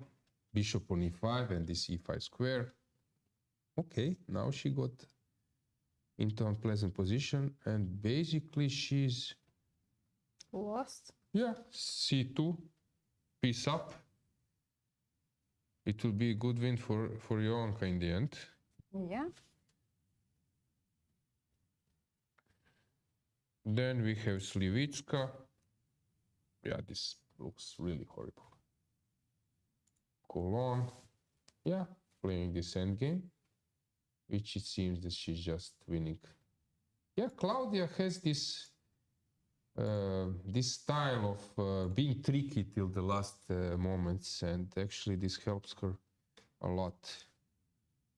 Yeah, we saw a few. Adela Velikic Congratulations. Won. Yeah. How much points does she have now? She has 7 out of 10. 7, okay. I don't know about the additional criteria, but... Yeah, okay, but... up there in the race. Lilith won. Let's see, Salom Melia, has something changed there. Let's go with the camera to the board number 5. Let's have full screen just to see how the situation goes. Okay, Melia is walking, which is a bit strange. It doesn't. True. In this kind of position, it's strange, maybe enjoying the last moments of being inside the playing hall as a player who is still part of the championship. We have rook f8 on the board from Lela, knowing that she's dominating this position. But still needs some job to be done. The game is yet not over. And guys, you see how empty I would say the playing hole is. As soon as you finish, you go. Maybe the players who are, I don't know if they're allowed to go back actually. Once you exit the playing hole, I think you're not allowed to come back. Yeah, correct. Okay, let's check the position. Why now suddenly Melia is a bit happy with what's going on the board, because it doesn't look so good. Okay, there are some problems to solve.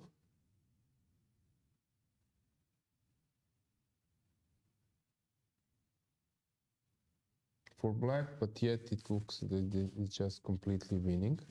Yeah, okay, I understand. Maybe it's not so easy to break through. Let's switch the camera to the foreboard. What do we have there?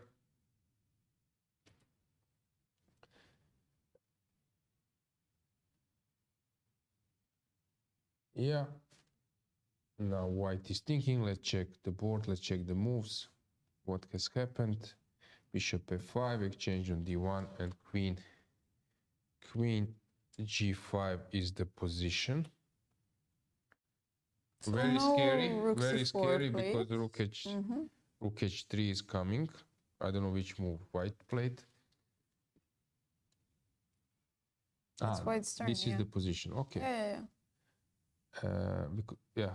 And the next camera and then Board number 3. 3, yeah, sorry, Stavroula. Okay, she's trying to get something that the game goes on, but it looks very drawish. And let's see the second board.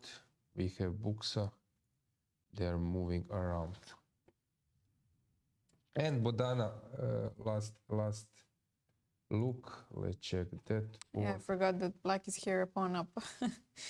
With that's on the why second. your Yeah. comments were, directed. Now I got it. Yeah, I because completely forgot. Yeah. I was surprised. Yeah. Of course, when you're a pawn up, you want to keep on playing. Yeah, exactly.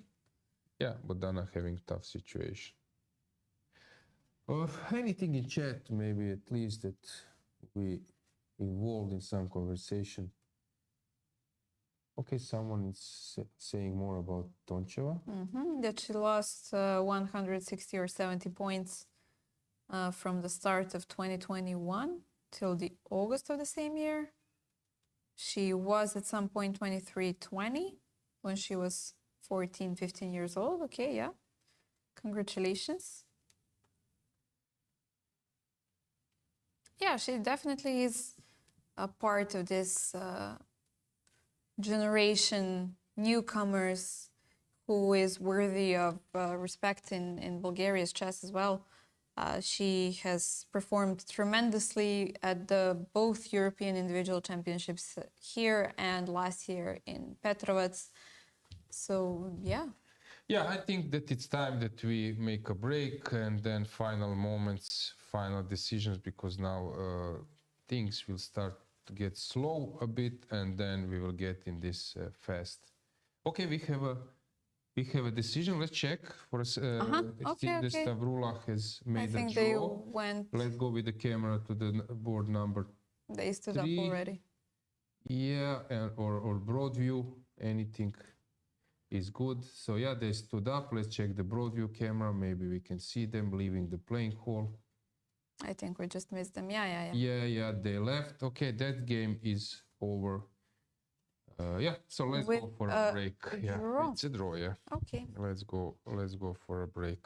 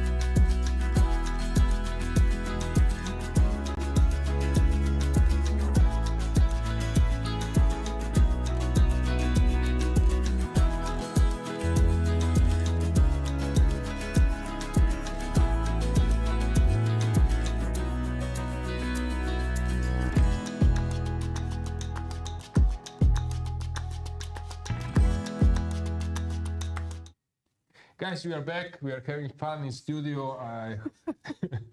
I guess you have the same situation at your home office, maybe around.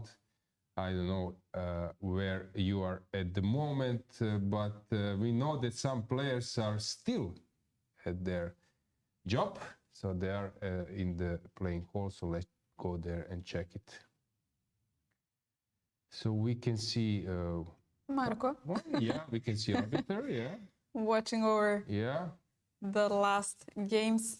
yeah, and we last can round? see that second and fourth boards are still in progress. Players Yes. are seated. We still have that fight for the second place. Nothing is yet decided. We have Batsiashvili with 7.5. We have Stavroula and Bulmaga with 7.5. Yeah. Whom also, Lela has just won her game, so she's on 7.5. Toncheva Nadia is on 7.5 as well.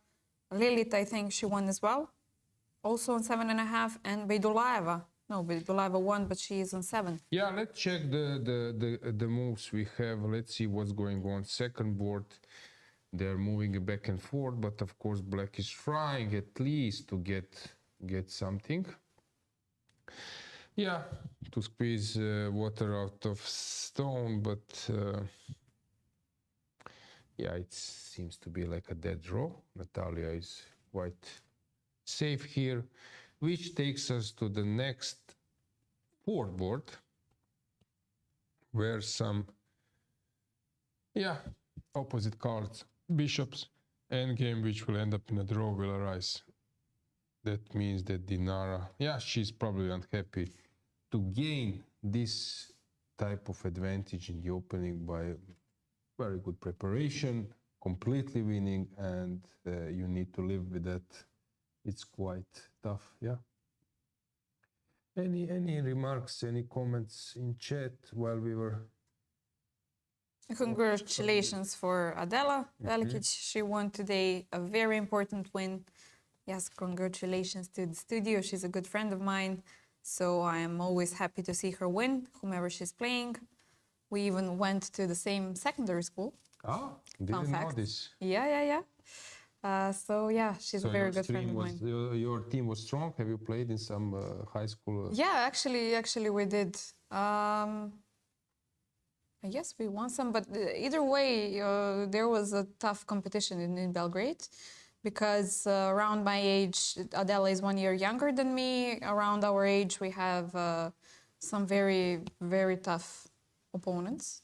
Actually, the generation Stefano Milutinovic, who was also the press officer here, she's my age as well. She was the national champion quite a few times, even European champion at some point. Whom else? We have Tomi Ksenia, we have... my mind got stuck. Yeah, few more players. Never mind. Yeah. Let's move on. So we can expect. Well, laughing. Why are you laughing? Why am I laughing? Never mind. Whatever. Just Because some you players. started to go to PAL. Yeah, I was Yeah, just yeah. asking how was in high school events and suddenly. No, but because I know that we have like 5, 6 very, very tough. Jankovic, Mila as well. We have some very tough opponents in the same age group, but somehow my mind froze and I completely forgot the names. But yeah.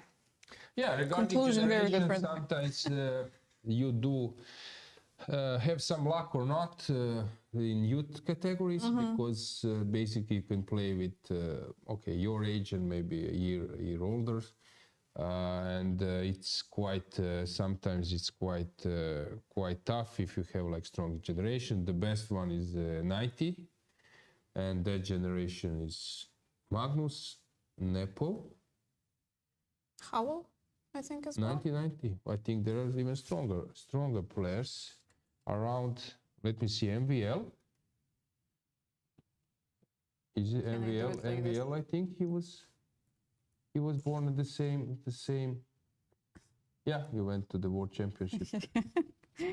Okay. Generation, I think it's important. Yeah. It was worth a try. Yeah. Yeah, Magnus is the guy. Karyakin. Karyakin as well. Yeah. Exactly.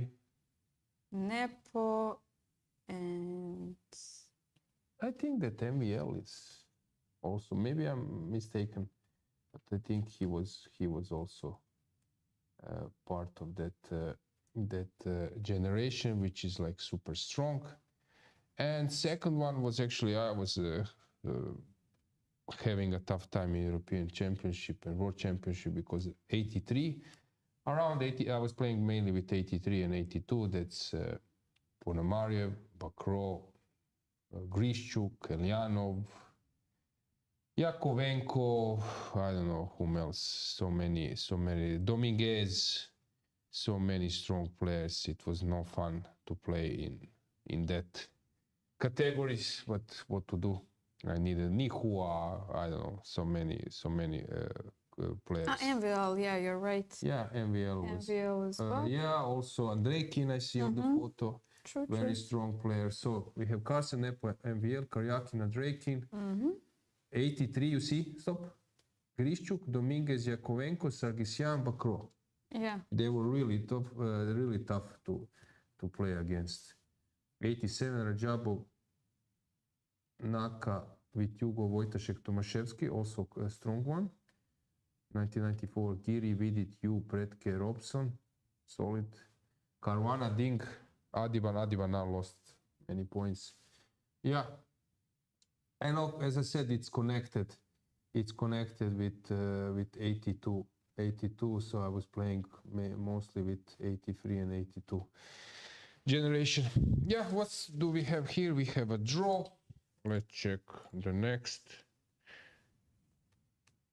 board. Claudia Colon has won the game. Slivichka. We can check the camera. I think we have camera around there. Yeah. Let's see what do we have. Might have some new options. Yeah, that's it. No? Yeah, this one. Yeah, we can have it full screen at some point. Close, yeah. Or with did it just want. go? Yeah. Okay. Yeah, Slivichka against Sieber. Fortunately, number hides some drama, but what to do? But that's why we have the board. Yeah, white. You can check the position. I will give you a board as well, so that you are aware what's going on. So black is probably fine. Pawn down, but quite active. Defended passer. Although with knights on the board, it's easier to convert than with bishops. You have some chances, even if it looks like a drawish. Okay, but you can exchange the bishop right away. Yeah. That's why I'm saying that. Okay, although pawns passer, the advanced or defended, but on the other side there is a chance for white to move around. And the next camera, I think we have also one more, or am I mistaken? So let's see which one. Yeah, that's one. Maybe more. we can see it full screen. Yeah, let's see it full screen. To see what we can grasp from here. Yeah, we are waiting for full screen. And this event is actually heading towards the end. Are you a bit sad about this, Dragana? Yeah, of course, as every single time. But now I'm afraid to start saying my usual, because you usually like to interrupt me. But yeah, of course, it's been a pleasure to be here, and maybe it's too early for these words. We usually keep them for the end. But yeah, I hope that our viewers were enjoying the commentary throughout the days, throughout the tournament guides. We are trying to bring you some hidden information here as well that you cannot see on chess results or on engines. So yeah, time flew, as every single time. It just flies. Yeah, fully agree. But also when you go even more backward, when you check, Budva, we were commentating together, or Petrovats, European individual last year. Yeah, but players are improving, players are changing the rating, some ups and downs are around. Yeah, it will be interesting. We still don't have info where the World Cup will take place, but I think there was a bid for that. And I'm trying to recall, usually World Cups were connected. Okay, before were connected with Olympiads, but now in Budapest and in Hungary, this won't happen. So usually it was the case that the previous year before Olympiad, you are staging a World Cup. So for example, Batumi hosted, then Baku as well. Where else? Some other places. Khanty-Mansiysk was 1 year as well, yes, 2010 many maybe. years. But then they break this idea, and it won't happen in Hungary. But somehow I'm trying to recall, was there some idea during some congress, as I'm present on behalf of Croatian Chess Federation. So now I'm trying to recall, but I can't. It seems to me that it was in Asia, but yeah, I'm just losing some idea where to go for. Yeah, but anyway, so Club Cup, next year we'll have European Individual Championship, woman, you know where? No. I can check. Not Wait. checking your, I can tell you. Wait, You don't need to the Google. women? Woman, this Championship? championship next year. If you give me a few seconds, I'll Google it. No, I will tell you. No need to Google. Okay. Yeah, same, but different. You know, this is the answer. Same, but different. It will be in Greece, and might be even here, same place. Once again? Yeah, exactly. Would you mind? No, of course, but it seems a bit strange to have it 2 years in a row, the same Why? competition. Because they are quite successful in organizing. No, that's okay, but People are coming. Record number is around.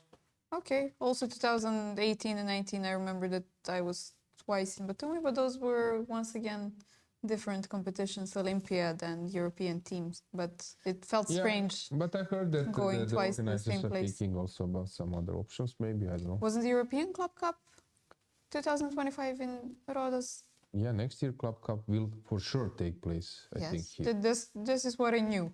Yeah. I didn't know about this one. Okay. Yeah. So my point was that from this event and from the next year event, players will qualify. So this is the point. And even probably for the... For? No.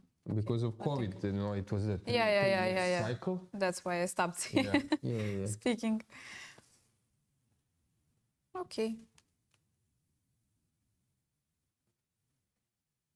Okay, what do we have? We have on the camera, we have...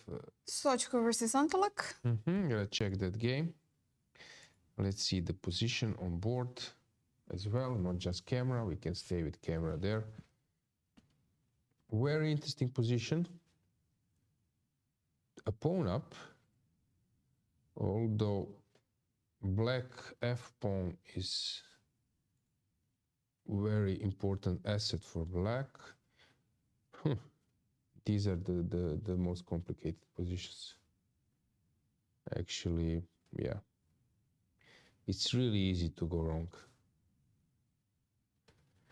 How to calculate, it's not problem when you calculate, you end up in some position, and then, but how to prevent or sense the danger, how, for example, activity of opponent's activity, king or a passer, will be important or not.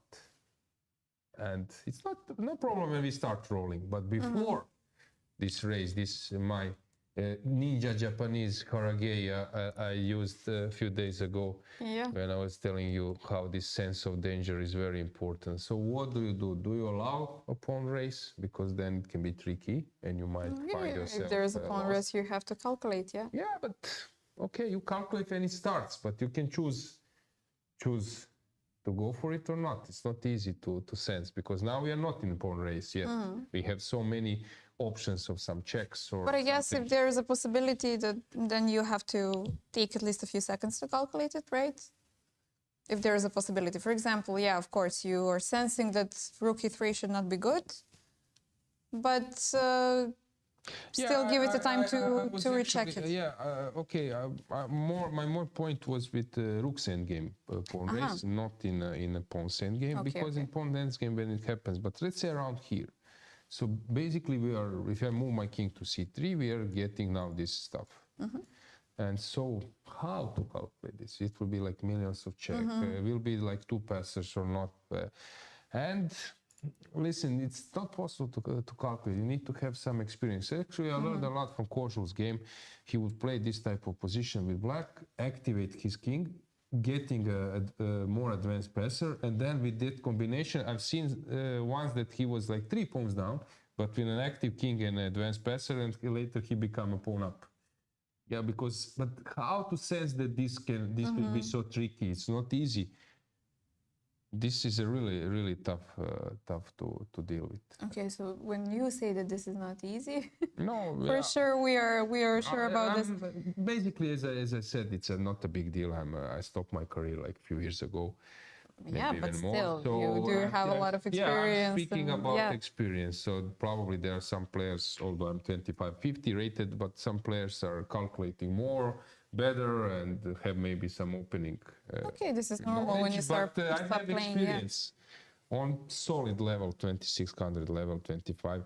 So I know I have seen so many games. I've witnessed analysis. I witnessed so many end games, read many books. So yeah, I know this is tough. This is where you can improve. If you open those doors and you become skillful in this type of things, then you are tricky, because everyone can learn memorize openings, everyone can learn some tactics, but to handle this type of positions, not everyone can do it. And if you're ready to invest, and here it's tougher because it's not easy to learn it. So if you're ready to invest, it's not easy. You're opening some uncertain doors, like sort of universe where it's not easy to learn how to deal with. These are practical endgames. You have like endgames which you memorize and you just execute. Winning motives, I know some of them which are really complicated, but I memorize them. For example, rook and bishop against rook, how to win, and so on.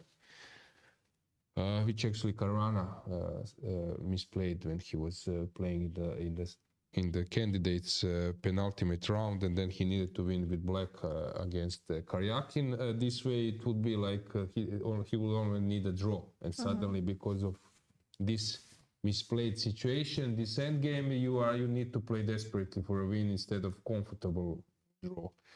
Yes, but it's quite tough. It's quite tough. You see now the pawn race starts and we will get 3 pawns. And what I learned, and I invested a lot. So usually, so my experience would say that I learned a lot about endgames, that pieces shouldn't be underestimated. So for example, if you have like, as I said, 3 pawns against the knight and king in front, 3 pawns and against the rook and the king, which is far away, I would always choose the piece. Somehow I learned to realize how pieces can fight against pawns, but it's also something to learn. So I wouldn't be so afraid with black in general, but maybe the assessment that white is just winning, I don't know. But I believe in those passes, because to start rolling those pawns, it really takes some time. And king, this is because of the board situation. King can come like in 4 or 5 minutes, 4 or 5 moves, king is around. And what I learned, if king comes in front, it's over. So you just need to come in front or sort of close to coming in front. And so for example, 1, 2, 3, 4, or let's say 1, 2, 3, 4, 5, 6, you are already dangerous, or maybe a little bit longer, 7, 8. While here, 1, 2, 3, 4, 5, 6, 7. So it takes some time that you start rolling the pawns. and you will get some nasty check, which will get you back, and you will need to lose some time. Okay. This is Okay, some let's worthy calculate. experience. Let's see. So f4, f3, you push b4. I come with the rook behind. Maybe best is that you give check immediately instead of b4. You can start checking me. This is maybe the best because actually you're kicking my king away. f2, but maybe it's not. I'm not sure. Let's say, and we have this type of position. I don't know, a4. Okay, maybe now rook is misplaced. That's the bad option. That's a sign. If the rook was only, maybe I need to give check at some stage. Maybe Yeah, maybe some check is needed. Okay. Now I can think about building the bridge. Maybe I will get some time because here my rook is bad. This is the problem. If I promote, I'm not on time. My rook is bad. But I think we might even get a slight better position if you agree. If I didn't give those few checks, if I just Okay. leave my rook on f8. Yeah, but then rook f7 is you go rook f8. Okay. Yeah. It's possible. Only problem is that there is a motive of bridge. So if maybe I should, That's why you yeah, started giving checks. Yeah, okay. maybe I can give some check first. So now c2 is hanging. Yeah. I have to go Yeah, back. okay. I was speaking like more in like general. Maybe okay. it's not so good, but somehow I believed in that advanced passes. You have options of building the bridge. You can have options to give some checks to maybe undermine the opponents advancing on the other wing. Yeah, but it's very interesting. Maybe we can get them full screen just to see who is more confident. What would you say? I don't know, to be honest. Both of them seem a Both little sides bit walking. That means that worried. we have a result. Let's check Yes. the camera. Let's check the second board. camera there left, I guess. And Yeah, I see it's a Gunay as draw. well. It's a draw. Yep. What does this mean Good regarding question. the results? Good question. Yeah. This means that we have And we a can very switch tough with the situation. camera to the fourth board while we are This checking. means that we have many people with 7.5. Batsiashvili, Buksa, Mammadzada, Tsolakidou, Bolmaga. Then who won? No, Lela, yeah. Nadia, Lilith. So how many places we already fulfilled? 1, 2, 3, 4, 5, 6, 7, And with Lilith? 8, 9. Right? Is it? 1, 2, okay, 3. Only one place left.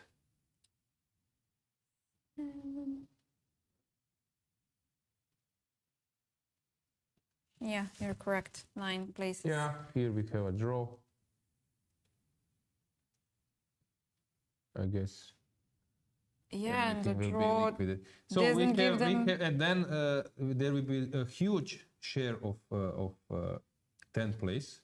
Let's check on the standings before the previous round. Yeah. Who So is the best in terms of Buchholz? Probably will be with 7 points. with 7 points, but not with 7.5. No, 7.5. They are feeling till 9th place. So you want to? Okay, I'm thinking about the World Cup, but we can also speak about second and third place because Buchholz, but they also have this direct encounter, right? Yes, but they made draws between themselves. So Okay, I don't know who will be second. I don't know either. I cannot tell like this because it's a it's really close. Yeah, wouldn't speculate on this one, to be honest. So we don't give out any false information. Yes. Well, regarding Buchholz, for example, Slivička is having a fantastic Buchholz in this lower category. Bidulaeva has won as well, right? Or am I mistaken? Just let me check. Yes, Bidulaeva has won. Also, Krasteva won. She has a great. Yeah, but it Buchholz as probably well. Slivicka if she wins. So let's go with the camera there. So let's check that.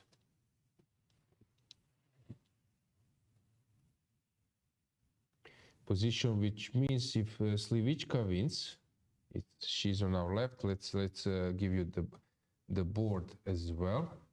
If Slivicka wins, that probably means that yeah, she, in case of some sharing, she might be doing well. Yeah, what's going on here? Bishop at 7. Ah, tactics. Okay, that was missed by black. Slivicka has found a resource, so king h5 was needed, but Fiona took knight g5 and came bishop h7, and suddenly you're dropping a piece because you cannot take due to the fork. You need to take with the king. Rook takes g5. Okay, rook b4. Still, you need to show some skills to win this one. Actually, I'm not sure that it's won. Yeah, but she is performing very well throughout the tournament. I can play on mating net. Some knight I f5. noticed now knight g4. Rook g4. Okay. Yeah, okay. I got frozen immediately. Okay, so I would lose. Knight f5 I would maybe? lose this blitz game this way, but knight d5 is more to the point, since anyway I'm jumping there. Yeah. Rook b1 maybe.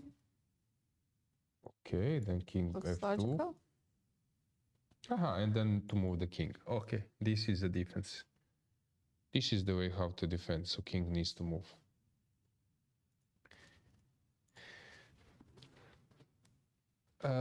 I might ask you a question which I hadn't previously.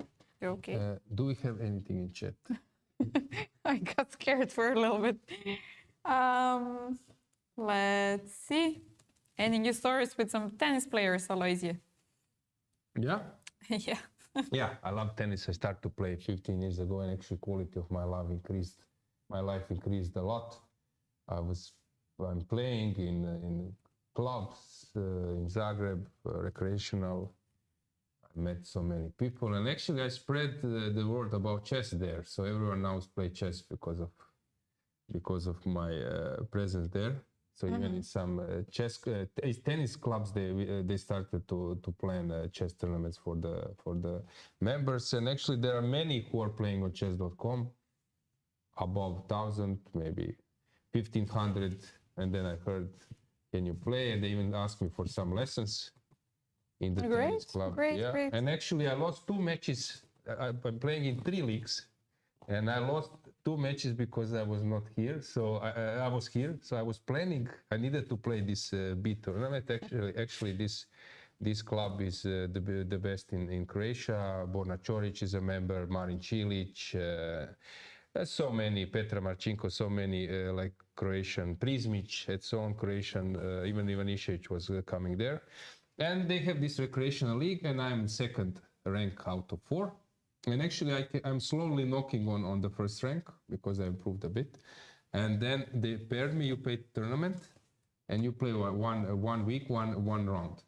And it's like a tournament of, you play like, if you win, you play like 5 rounds. Actually, I was in the final previous year, and the day before Rhodes, I start playing, and it's 5-2 for me, and heavy wind, and my opponent says, no, we can maybe stop, it's not enjoyable, and then we can move on next days. Next days, yeah. And okay, I didn't want If you come to Rhodes, maybe we could. want to push, and I said, okay, write that it's walkover, that you won. And then he writes after 7. First he said, no, I will wait for you. I said, no, come on. And after 7 days, he said, people start playing their own rounds, so we cannot wait. Write that in the chat that you won KO. that I resigned. And then the other guy is calling me, who was meant to play with me. Why you are resigning? Now I need to play with you as a loser, not with him. No, I will go out. I will be relegated. And so on. Why? And then I said, no worries. I will resign to you as well. Yeah. And then, okay. The guy is the owner of one of the biggest real estate companies in Croatia. Okay. And I said, Boro, no problem. But we played friendly game, a friendly match. It was 6-2, 6-1. So I'm a clear favorite. So I lost that one. And suddenly now I'm putting pressure to play the next round. So yeah.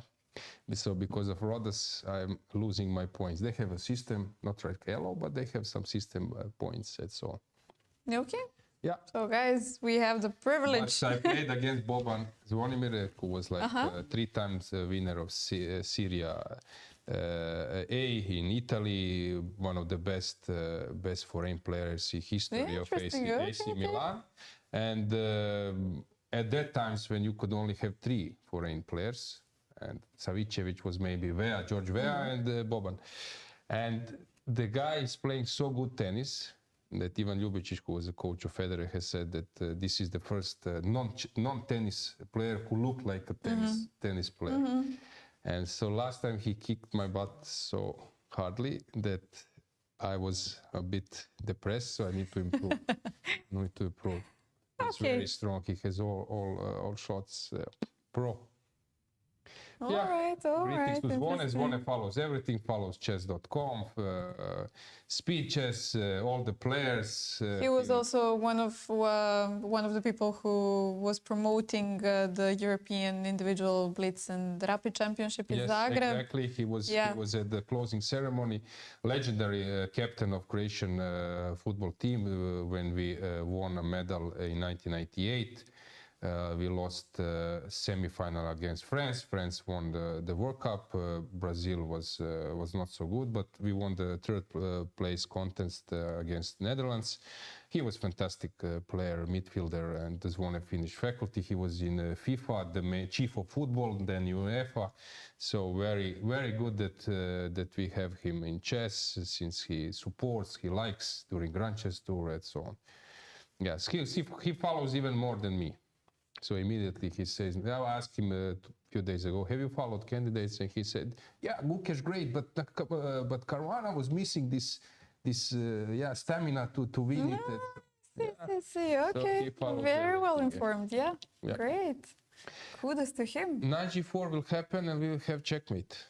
Actually, she missed this idea. Knight h3 was a worse option. And suddenly she will get checkmate, and Slivitska seems to be heading towards the victory. Knight g4 and knight comes to f6 and top 20 for sure. King comes to h8. Okay, this is her concept. Okay, it's not so clear now. I spotted. This is how black will protect. Defend, yeah. But now there is a new mating net. Okay, this is not easy to spot. That you're threatening 2 mates if rook moves. This is not easy to spot. So I'm curious. Let's get them full screen. So knight. We don't see the moves. Okay, let's leave it the board. Let's add the board because you're not enjoying a great view there. Yeah, that's it about my tennis. Sebastian Mazet is the best tennis player.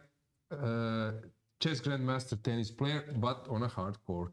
We played in Budva only on hard court. I'm waiting for a clay season. So, this was, guys, we almost had a live stream of the match. So there were some bets involved. We have some friends watching, like press and some others. So we see us on a clay. Yeah, I'm like Rafa waiting for clay.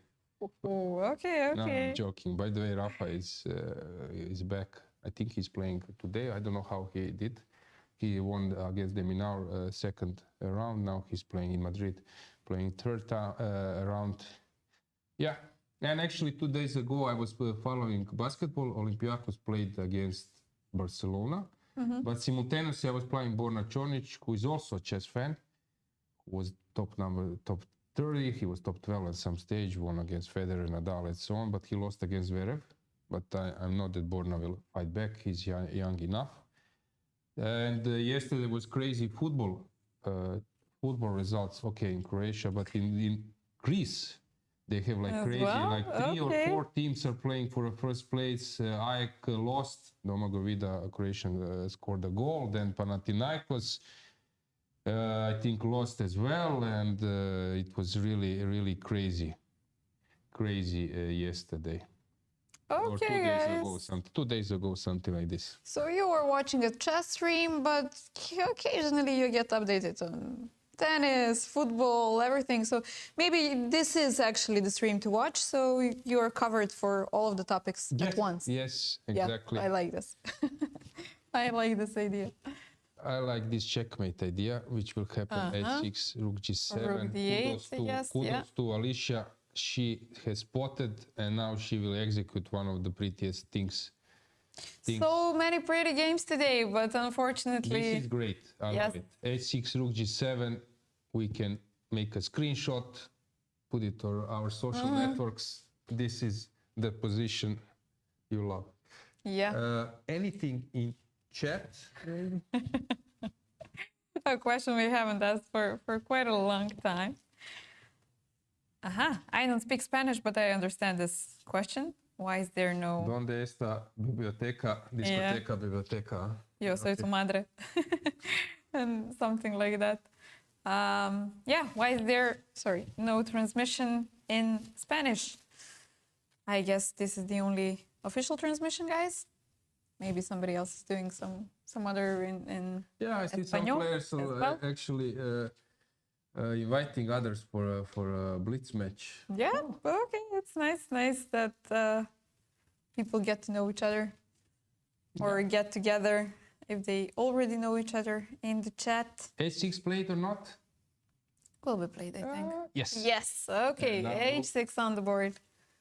Or h7 also well, but as well, but rook g7 I like more. h7 probably also wins. h7 wins as well, but rook g7 it's more nicer. Okay, she needs to calculate this as well, which is not so also the thing she needed to cover. Okay. Yeah, but you are on time to catch the pawns. And yeah, she's under 2 minutes on the clock, Yeah, but she has already seen this for sure. Which one will she choose to execute her win in the end? Yeah. And guys, I see Marko Matic, thank you for helping us with the voting, but the voting is officially finished. So if you voted, you voted. If not, next year. But of course, we hope that you did and that we will have a lot of yeah, calculating let's to do. check. Can you tell me is the Socko game still in progress? Okay, here we have the position as I was mentioning will happen. Dinara Wagner is drawn, I guess, yes, and yeah, it's already drawn for a long. Yeah, regarding results, unfortunately, we need to wait for arbiters to do it officially. They are very careful in unofficial announcements. Yes, which is completely understandable, guys, since a lot of players have played a lot of players, and first tiebreak is direct encounter. If you have not played, then the second one is Buchholz got 1. The third one being Buchholz only. So, yeah, we have a resignation. Yeah, let's have a full screen here just to see how players are doing. It was tough. Which game is still in progress? Do we have any game?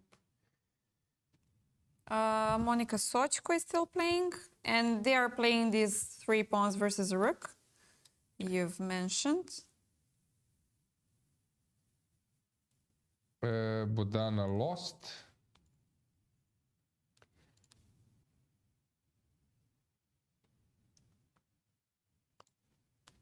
Okay, so they're playing this endgame, so let's get the board back.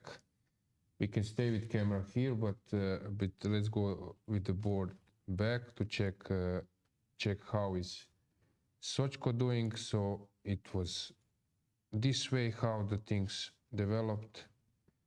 Rook f4, f2, king march. Interesting.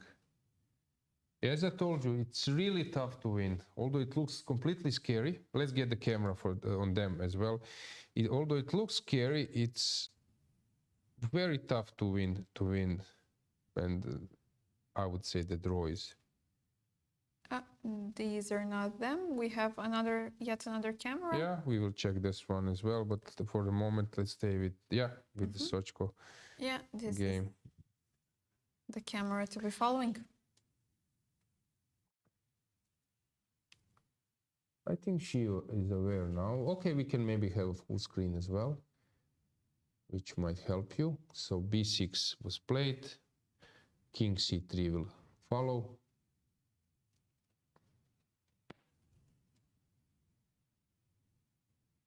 It is a bit hard to see the board, but yeah, you've seen the position. Of course, they're super concentrated. Much is on stake.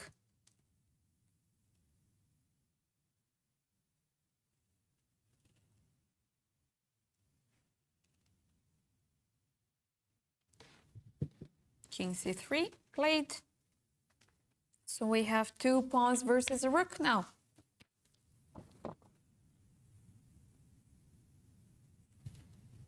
b7. Yeah. Rook. b2 probably. Yeah. And rook b7 is a draw. Okay, let's get the position back. It's just draw. Yeah. It means that Yuliia will survive this one because now rook b7 will be played and she is completely aware. And that's a draw. Monika is probably... Which is not preferable by either of the players if you're considering the top 20 or Monika the top 10. is now, unhappy. Draw. Yeah, let's have full screen. Let's see. Yeah, the final conversation. She probably will think that she's winning, but maybe feeling will say that it's won, but it's always interesting to see this small analysis after the game. Oh my God, what did they miss?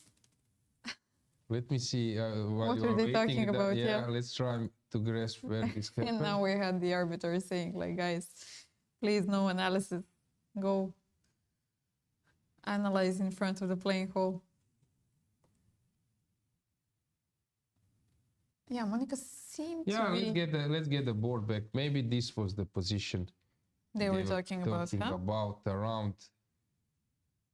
So maybe Yuliia just said here rook g1, and when the queen moves, queen c7, and queen goes to f7.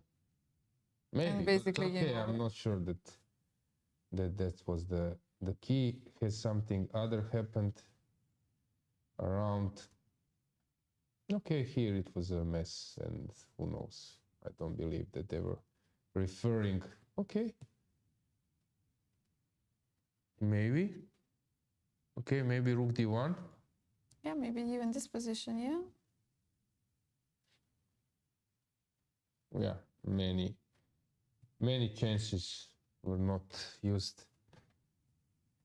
Yeah, let's check the other camera. I think we have Sophie Millier. She's still playing her game, and Joka Gal we have as well. Is Millier still playing?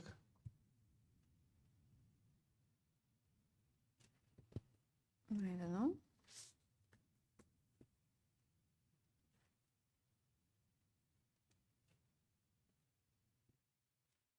Seems to be a draw, I think. Which board was that? 19, if I'm not mistaken.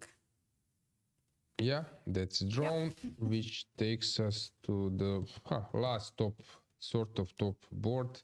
Last two. We have here interesting position. What's going on?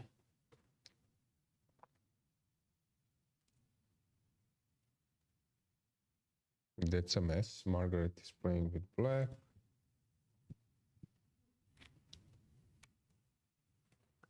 Joka Gal is which board? I noticed that she was playing, but I cannot find her now. Ah, yeah, 22. Let's check that as well. She was winning completely and she still is. Okay, let's stay with this Margaret, this game, and then we can get back to Joka Gal. So, rook b5 plate.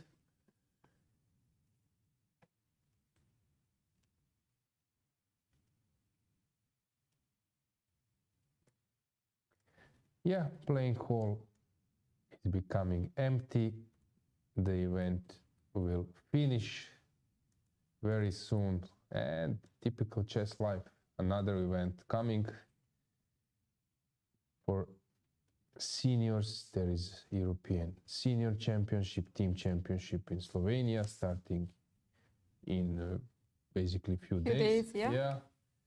Then we will have School Championship in Ireland, and then comes, what else we have? We will have Youth Championship. First Youth Team Championship here in June. Yeah. Under 12 and under... From 21st of June. Yeah, under 12 and under 18. And we mentioned that there will be also an open tournament as well. Yeah. Okay, open tournaments, many open tournaments around. Regarding European Chess Union and events, European events, we will have a European Youth Championship, individual, first rapid and blitz, then classical in Prague, in Czech Republic, and then in September is a Club Cup, in October is a Club Cup in Serbia, European individual in Montenegro. Also in August, European Amateurs Championship will happen in Croatia. So guys, if you want to have a nice vacation, jump to Croatia. Okay, that's okay. This game is basically will be drawn. She can even take on c5, c7, but let's stay here for a second. Also, king d6 probably just immediately draws the game. Okay, king d6 is not so easy. King d6, c8, takes, nice c8. So what do you prefer, to play rook and okay, she can also play bishop b5. Okay, it's not easy. What do you prefer to play? Yeah, bishop against the rook, or you prefer to play rook against the rook and the knight? I guess bishop against the rook would be a bit... should be the easiest way. Yeah. As okay, they will play a bit, and then we can switch back to 22. What has happened here? Okay, we have a blunder. What? Where? Joka's okay. Yeah. What's King d6 was played, so she lost connection. King b8 probably was, or king c8, or I don't know. King comes to c8, and this c7 will fall. This way, it's not so clear at all now. Knight f3, king c2, king d7. Okay, she will be probably pawn up, but the game goes on. That was a huge mistake by Joka, because she was like winning half of the game. Let's say around here, completely winning. It's unbelievable that you can end up here. So chess is really tough.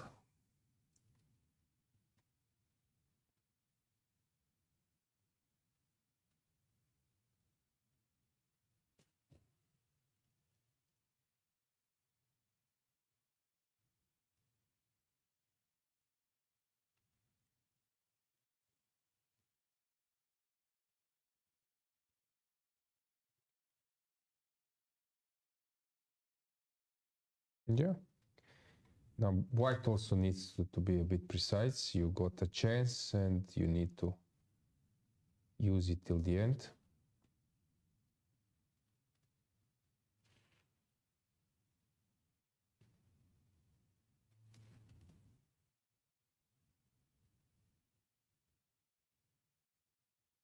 Somebody mentioned Dejan Jovelic as well, that he's a pretty good chess player. Yes. He's a friend of mine. He played in Zagreb, and actually today I messaged him.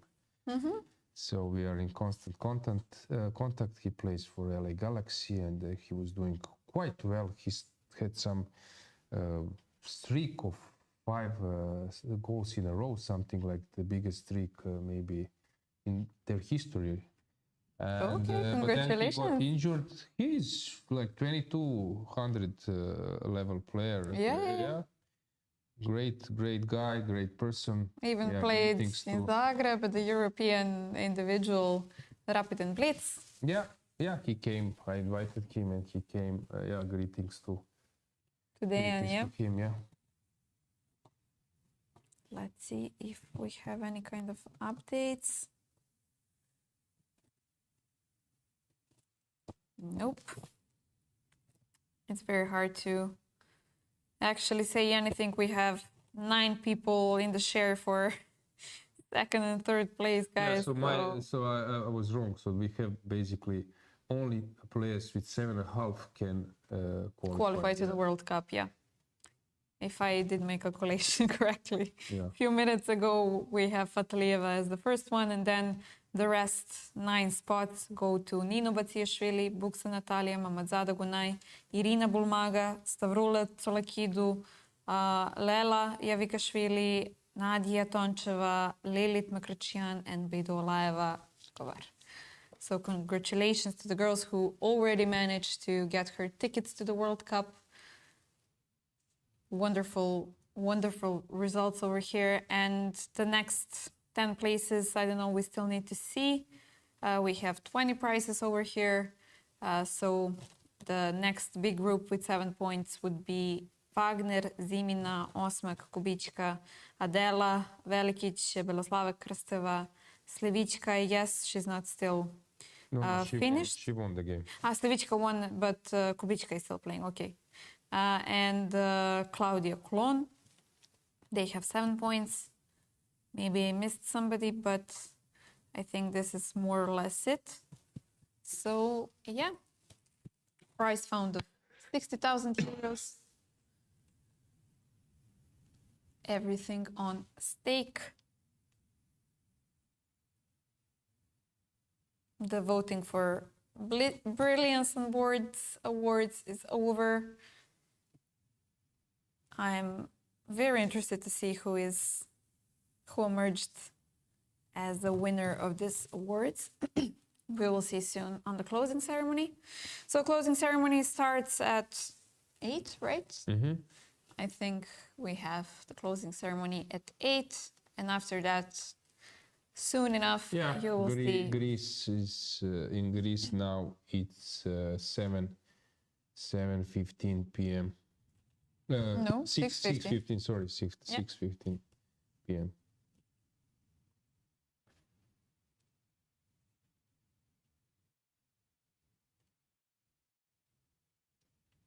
Yeah. Okay. Here the game will last a bit. Please follow this last other game. Yes. Of course. Jokogal is still playing. Yeah. This is what you're following. This one, you mean? Yeah. But you need to update it. I think it's already. You need to update it. This game. Yeah, I will. it's all position. We're just checking if we have anything else. Yeah, this bishop versus rook endgame. Yeah, the only thing you need to know that you run to the different color. And cover. Yeah, to make a stalemate, self-stalemate.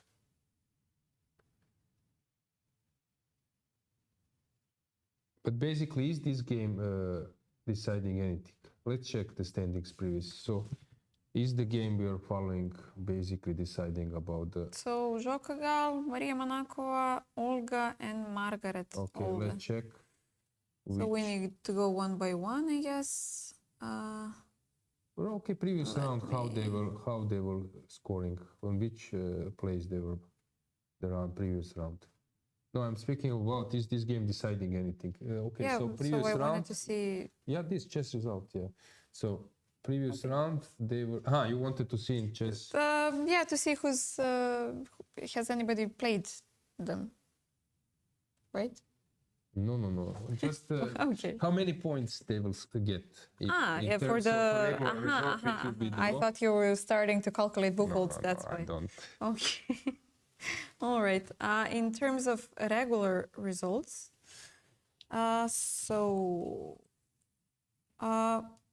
Olga Margaret was placed 68th. So not much is happening, and yeah, and Zhokagal 34. Yeah, basically they're out of prize money because no chance that she will climb to the top high. 20. Yeah.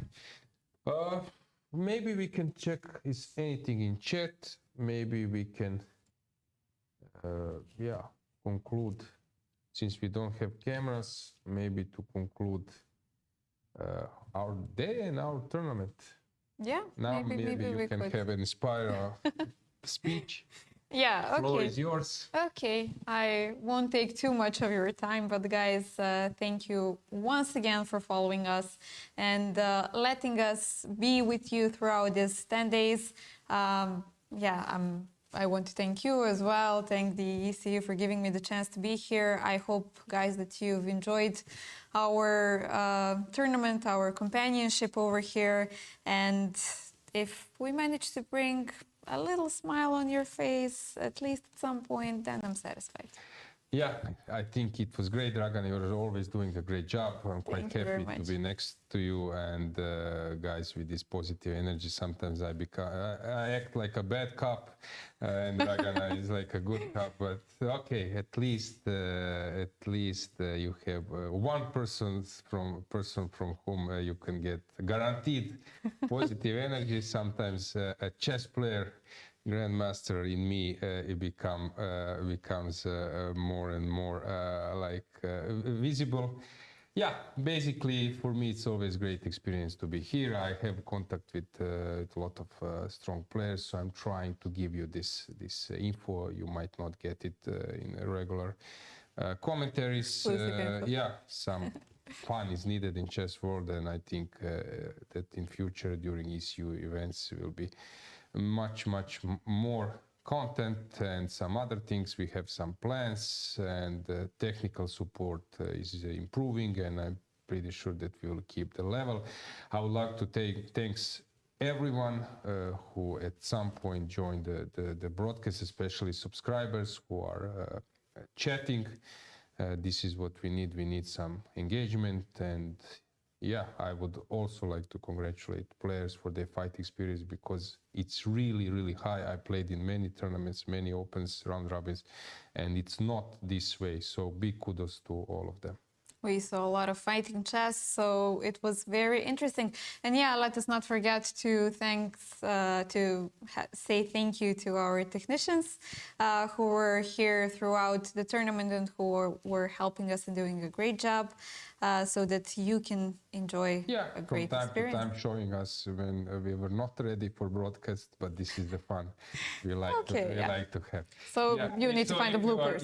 If you are rechecking, sometimes you might get some scene where we are not ready for that. But anyway, yes, I think that the level has improved.